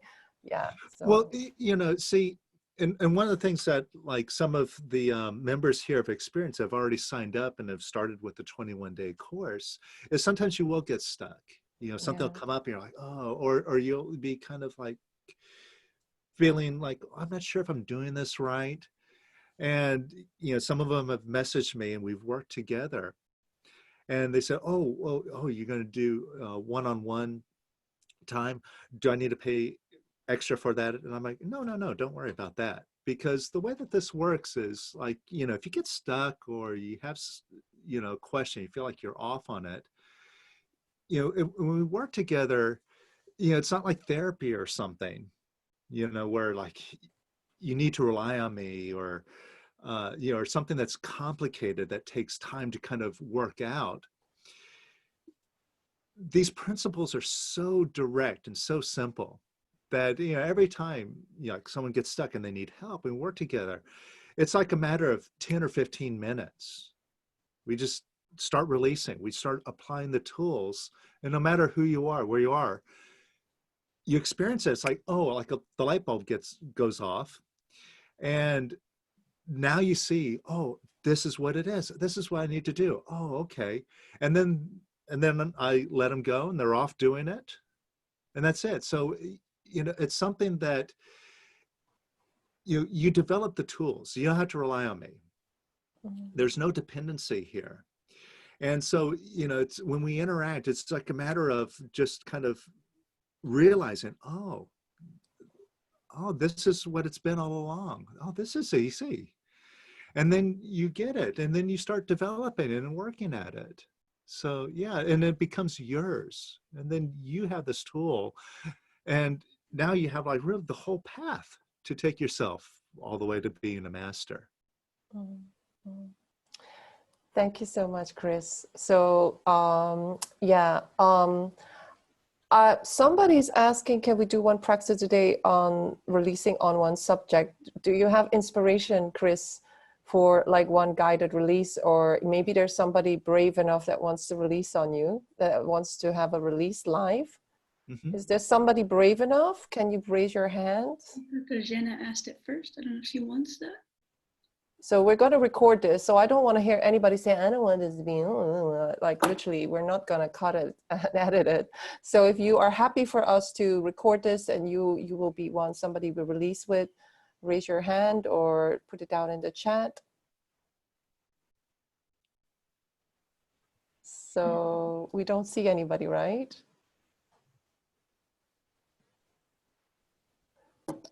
Audie must be privately saying yes. Maybe that means... Oh, Katarzyna says you can't unmute. Okay, where is she? I'm just trying to... Oh yeah, okay, Katarzyna, I'll ask you to unmute. Okay, Katarzyna, you were first. And can you please put on your camera as well?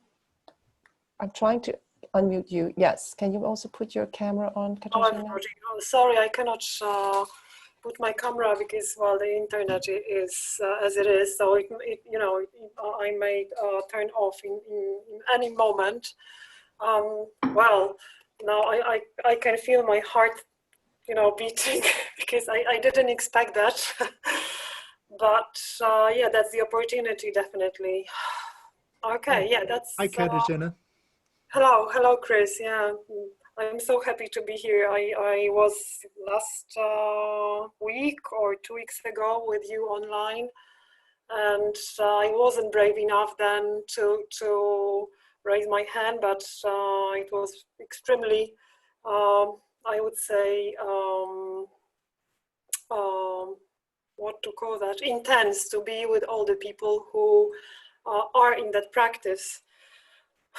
Okay, so not to make it too long. Yeah, definitely that's about money, but I believe it's not only about money. I have been reinventing a lot lately. I'm so happy to be here with Angelique and Ellen. Thank you girls very much. I'm sorry I haven't been active, but a lot has been going on.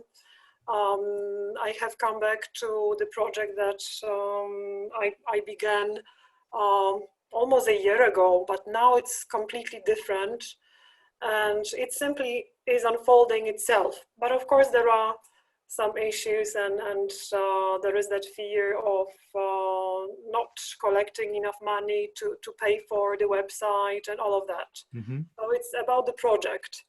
I am working with my close friend. She's a beautiful soul and being, so we trust each other and support each other very much, almost every day. Okay. Yeah. All right. So you have some fear with money. Yes, there is some fear. Fear of running out of money, not having enough. Yes, we were not having enough funds to pay for the basic tools that we need to begin. This is at least what the thoughts are for now. Like Okay. website, or the accountants, or like making all the venture legal. Yeah. Okay, so I'll show you some simple tools here. Okay. To let go. So you got some fear, right? Now, how does that fear help you? Well, definitely. It doesn't. Yeah, That's the short answer, right? It doesn't. Yeah. Somehow it stops me, or inhabits kind of from acting.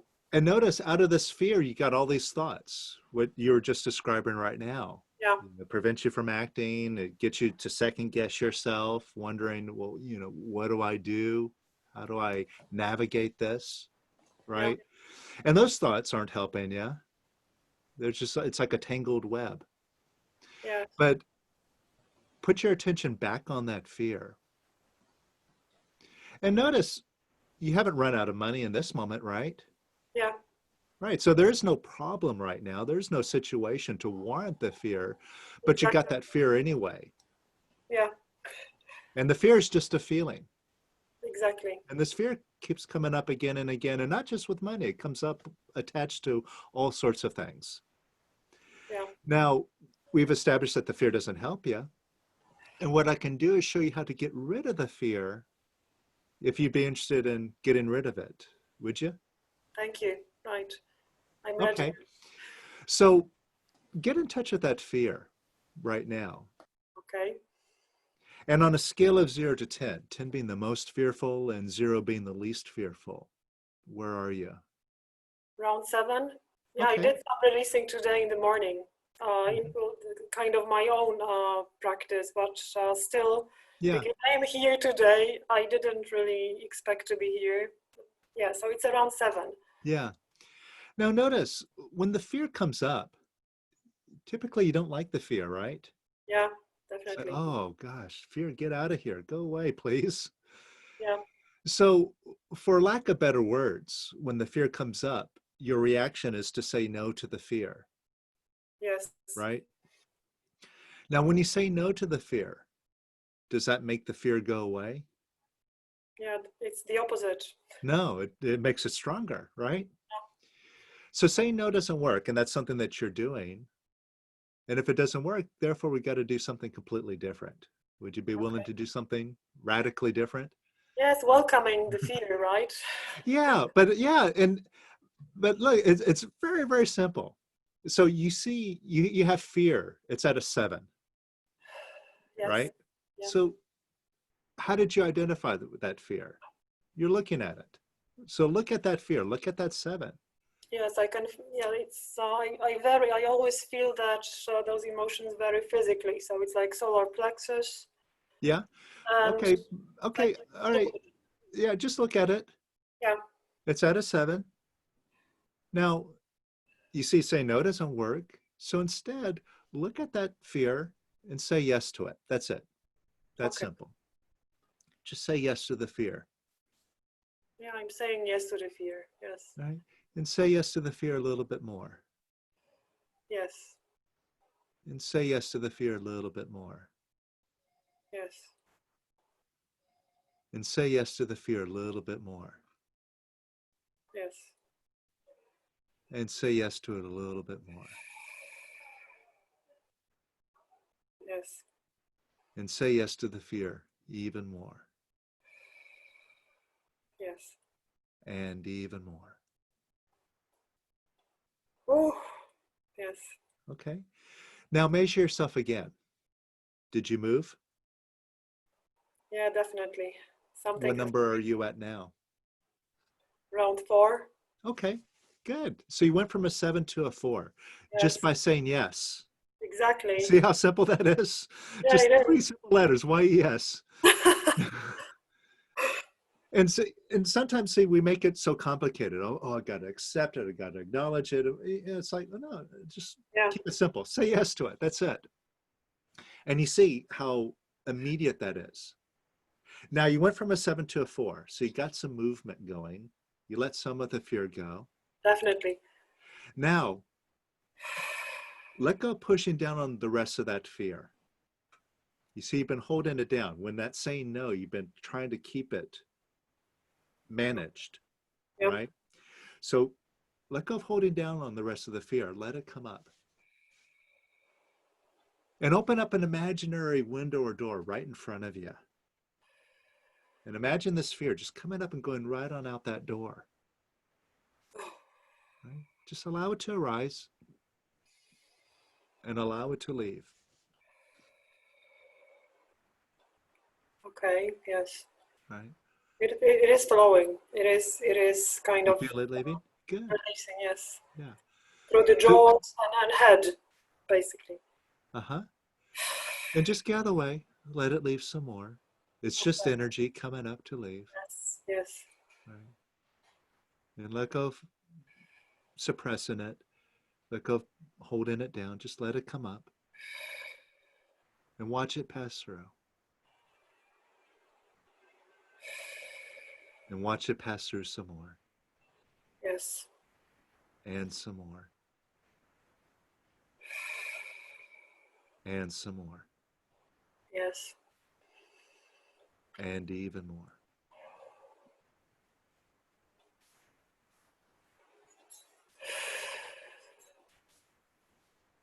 And welcome up some more fear.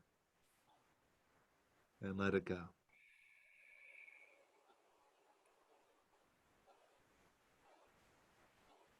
Right? How do you feel now?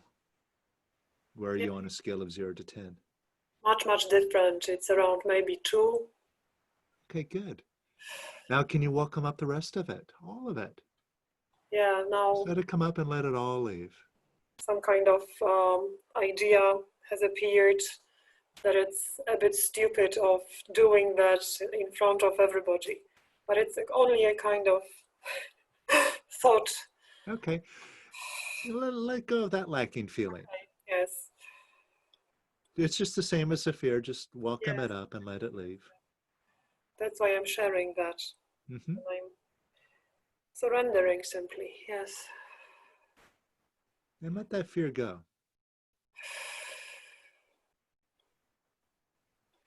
And how do you feel now? Yeah, much lighter. Right. As if I, expanded around my chest. Uh-huh. Really physically changing. Yeah. And do you feel lighter?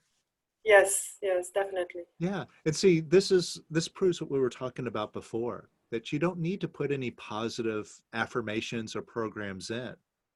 Yeah, See, this lighter feeling is showing you that that positivity has been inside of you all along, covered up by the fear. yeah, And most of us, we fight with our fear, we struggle with it yes, and keeping it, but you see how easy it is to let it go. And when you do, that lighter feeling is showing the real you that's been covered up now revealing itself. Yeah, the And check brilliant this. thing is, sorry for interrupting, but Uh-huh. if I can share that, the brilliant thing is that I don't need to understand that. This is so Mm-hmm. good. Yeah. And look at your business situation and see Yeah. if it still looks like you have trouble with it. Now I'm looking forward. Yeah.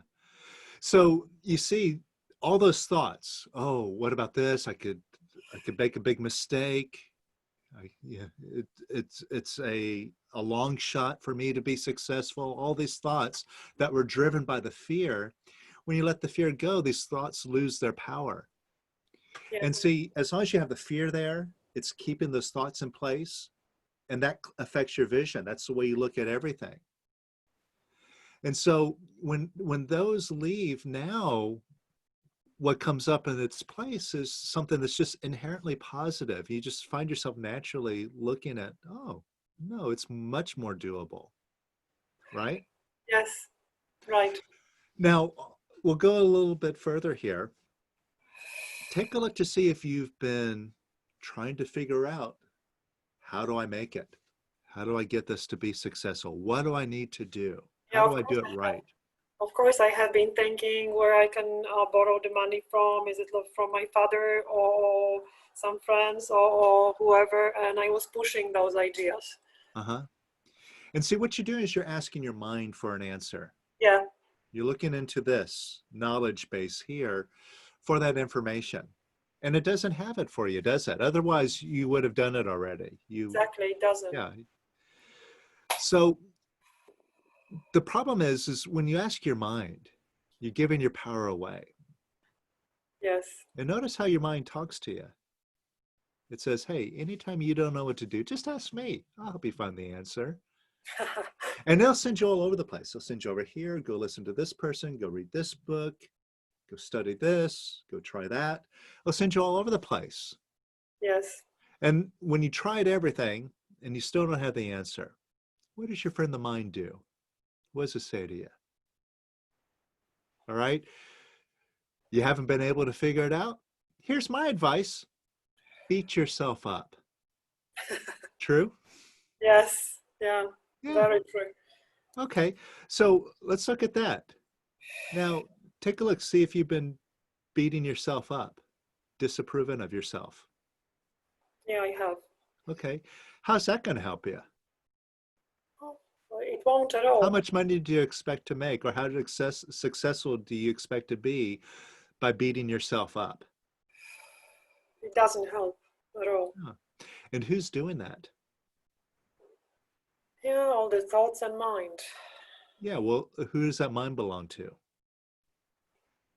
Wow. It's talking to you, right? Yeah. See, it's telling you to beat yourself up, but you're the one who's going along with it, accepting it, Yes. right? Now, that's important to see. And that's good news, because if you're doing it, now you can make a shift. Now you can make a smart decision. I'm going to be positive and love myself, or I'm Right. going to be negative and beat myself up. Yeah. So what do you decide? Yeah, I decide to love myself. Good. So first you got to let go of beating yourself up, because you see you're doing that. Yes. And you can't love yourself while you're simultaneously beating yourself up. It's like trying to drive a car with a handbrake on. Exactly. All right. That's why some of us find this difficult to love ourselves. And this is why. So first, could you let go of disapproving of yourself?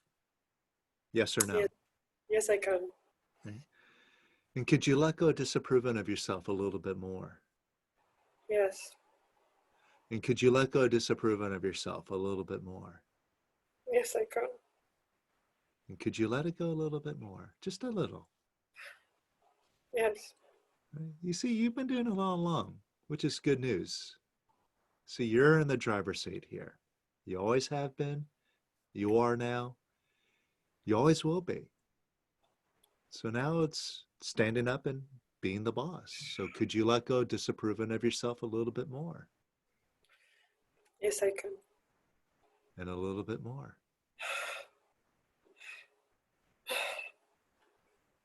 Yes. And a little bit more.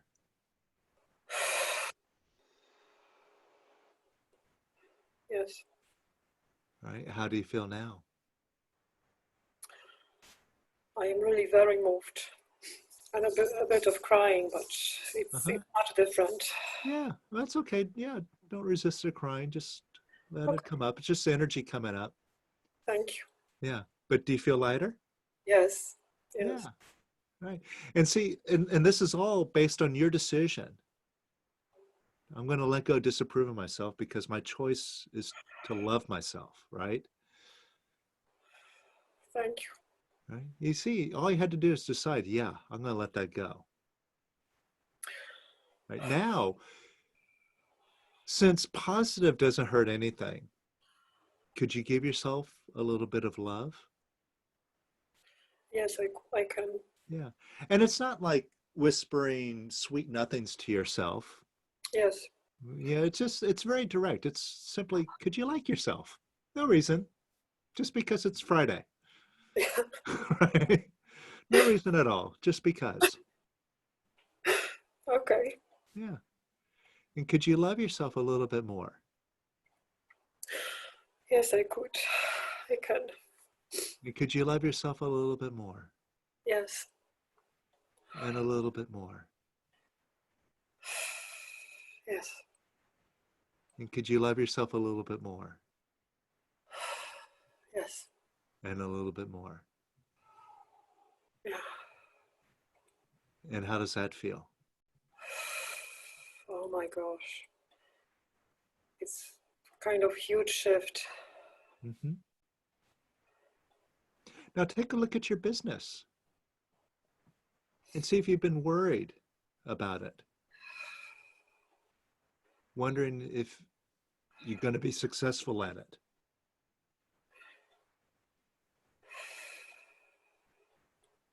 Is that true, or do you feel okay about it?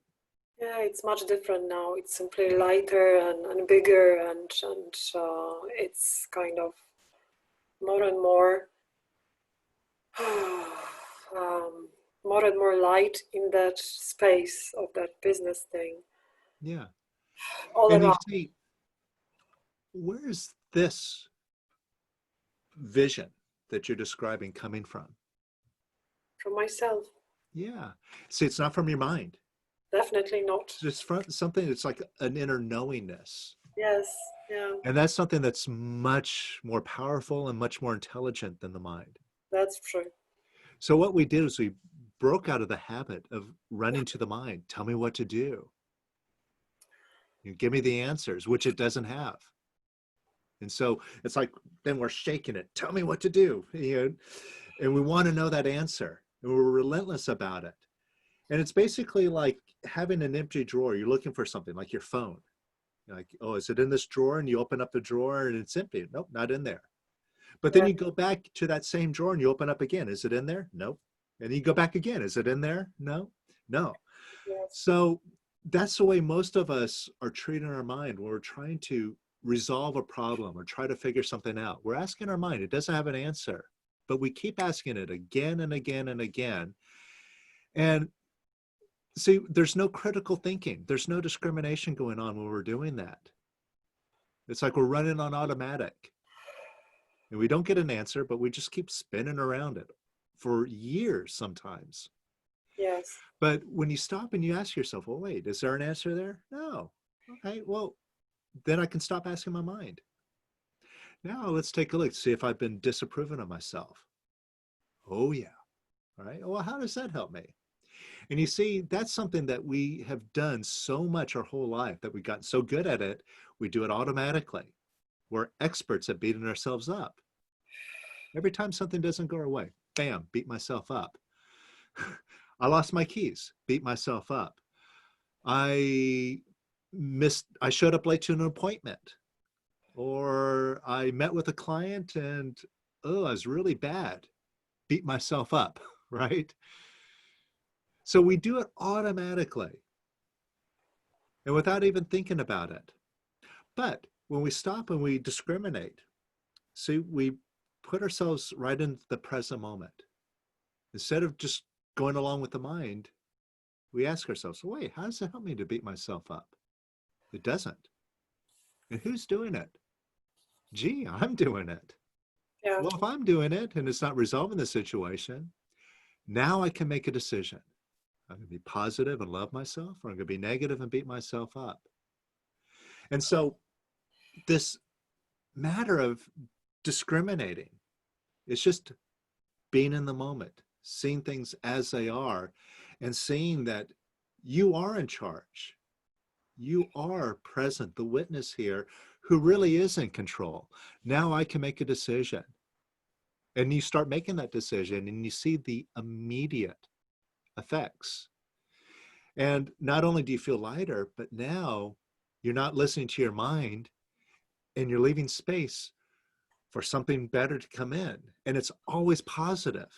You see, I asked you, well, how's your business look? And you're like, oh, no, it's better. You didn't have to put in a more powerful vision. It just showed up. And that took what, 3 minutes? Right? See, how easy and fast is that? Yeah, that's Yeah, so this shows you. mind-blowing. Yeah, mind-blowing. So Yeah. there is So- no space for mind. So earlier when we were talking about like, well, how much time does it put in and how much work does it do? Well, it's irrelevant. It's you got to be willing to do it, first of all. Yes. But once you jump in and you do it, then you discover it takes no time. And it's well worth the effort to do it because you get that immediate result and you can change the situation.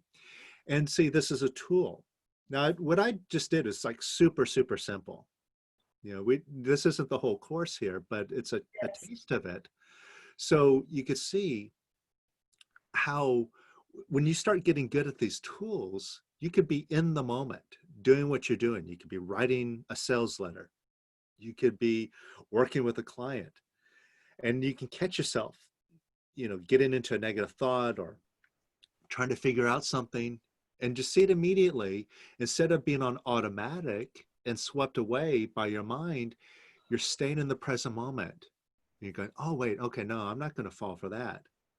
I'm just going to see, oh, am I doubting myself? Am I disapproving myself? I can let that go right in the moment, even as I'm talking with somebody. Well, I can let that go some more and some more. And then in just seconds, you'll have a shift right in, you know, with whatever it is that you're doing. Yes, it has shifted really physically. Yeah, like because I am very sensitive to energy kind of shifts, so I can feel it physically, really, really. So it's absolutely amazing. Thank you. Yeah. So grateful. Thank you, Kris. Oh, you're welcome. And I just wanted to point out that you see the energy shift happened with that immediate decision. Yes. So you decided, you showed up, and then the energy followed that. So as we work, as we go through this, that's the level that we're going to be working at. It's this immediate thing. So it'll really, you know, all the work that you've done before with like moving energy and so on, you're going to see it develop rapidly. Thank you. Thank you. Thank you. Thank you. Everybody, thank you for your support. Thank you. Thank you, Katarzyna, for the vulnerability. The thing is, Katarzyna thinks this is so her, but actually all of us were releasing along because all of us can think of something that is bothering us about business. You know, like we could literally sit here for hours and Kris would just be working with us for days, right? And this is the thing, he's teaching us how to do it ourselves. So, you know, I would really say, you know, all of us, and I love the word what you said, Kris, we are always swept along with our mind. Our mind just takes us on a nightmare ride. You step into the boat trip of the mind and you're like, oh my God, this is going to be a nightmare again, or a daymare, you know. I think was it Larry who said daymare? It's not a nightmare, but a daymare. And you just basically are, you believe your mind, your body believes your mind. You might try and change your mind, but your body is conditioned to go in immediate fear and fight and flight and panic. And that is where, unfortunately, because of the lockdown, a lot of people are projecting images of scarcity, of economic recession, etc., onto the economy, onto their clients. We think that that's reality, and then we get stuck. And this is why I think this course at this time is so important, because of what's going on in the collective. It's even more important. I would say that. Would you agree as well, Kris? Because of what's going on in the economy, it's actually even more important that we look deeper into how we think about business, how we think about money, and how we think about everything that's being fed to us by the news. Yeah. I would say don't listen to the news. Look at what your mind is trying to tell you, and really create your own economy. Yeah, and don't listen to your mind either. Yeah. Right? Yeah. Because we see here, just in this experience, you didn't have to dream up a better answer. It's just something automatically comes in that's positive. That's just a sense of I can. It's that conviction. See, this is just a taste of what Yogananda was talking about. That inner conviction. I'll find a way. I don't even have the answer in my mind, but I know I'm going to find it anyway. That is such a reassuring, self-belief or self-confidence. That is not about a personality, but about a deeper part of us, maybe a bigger part of us that always knew that we chose to be here in this human experience. So, the release technique, although I don't see release technique as a very spiritual thing, because we're not like, we're not doing spiritual stuff, burning candles, and I don't know, talking to angels or talking about past lives. It's just a very practical technique. So it is very spiritual. But it kind of takes a lot of that other clutter out of the way. It makes it faster and more direct. It just brings your attention back on you. You see, when we were going through these questions here, like, ask your mind if it has an answer. Are you resolving it by trying to figure it out? No. Are you disapproving of yourself? Yeah. How does that help you? Oh, it doesn't. Who's doing it? I'm doing it. So you're getting out of your mind. And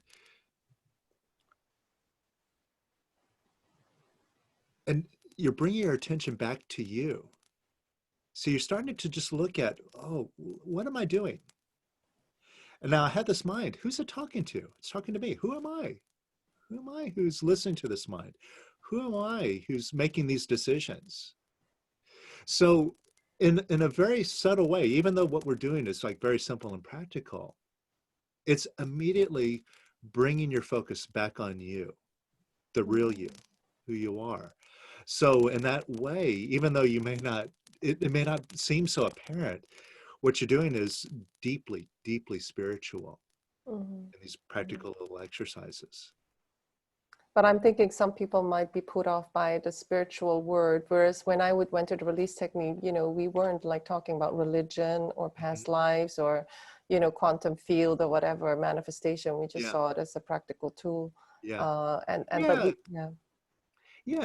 we don't have to really talk about these things so much. Like before, you're talking about past lives, and some of these programs might come around, might have been around for a long, long time. And that might be true. But it really doesn't matter. I don't know whether they're true. Examining these things. Yeah. See, the attitude or the approach that we take here is like, if you get a splinter in your finger, you really don't care what color it is, what shape it is, how it got there. You just take a pair of tweezers and pull it out. Yes. That's it. It's that simple.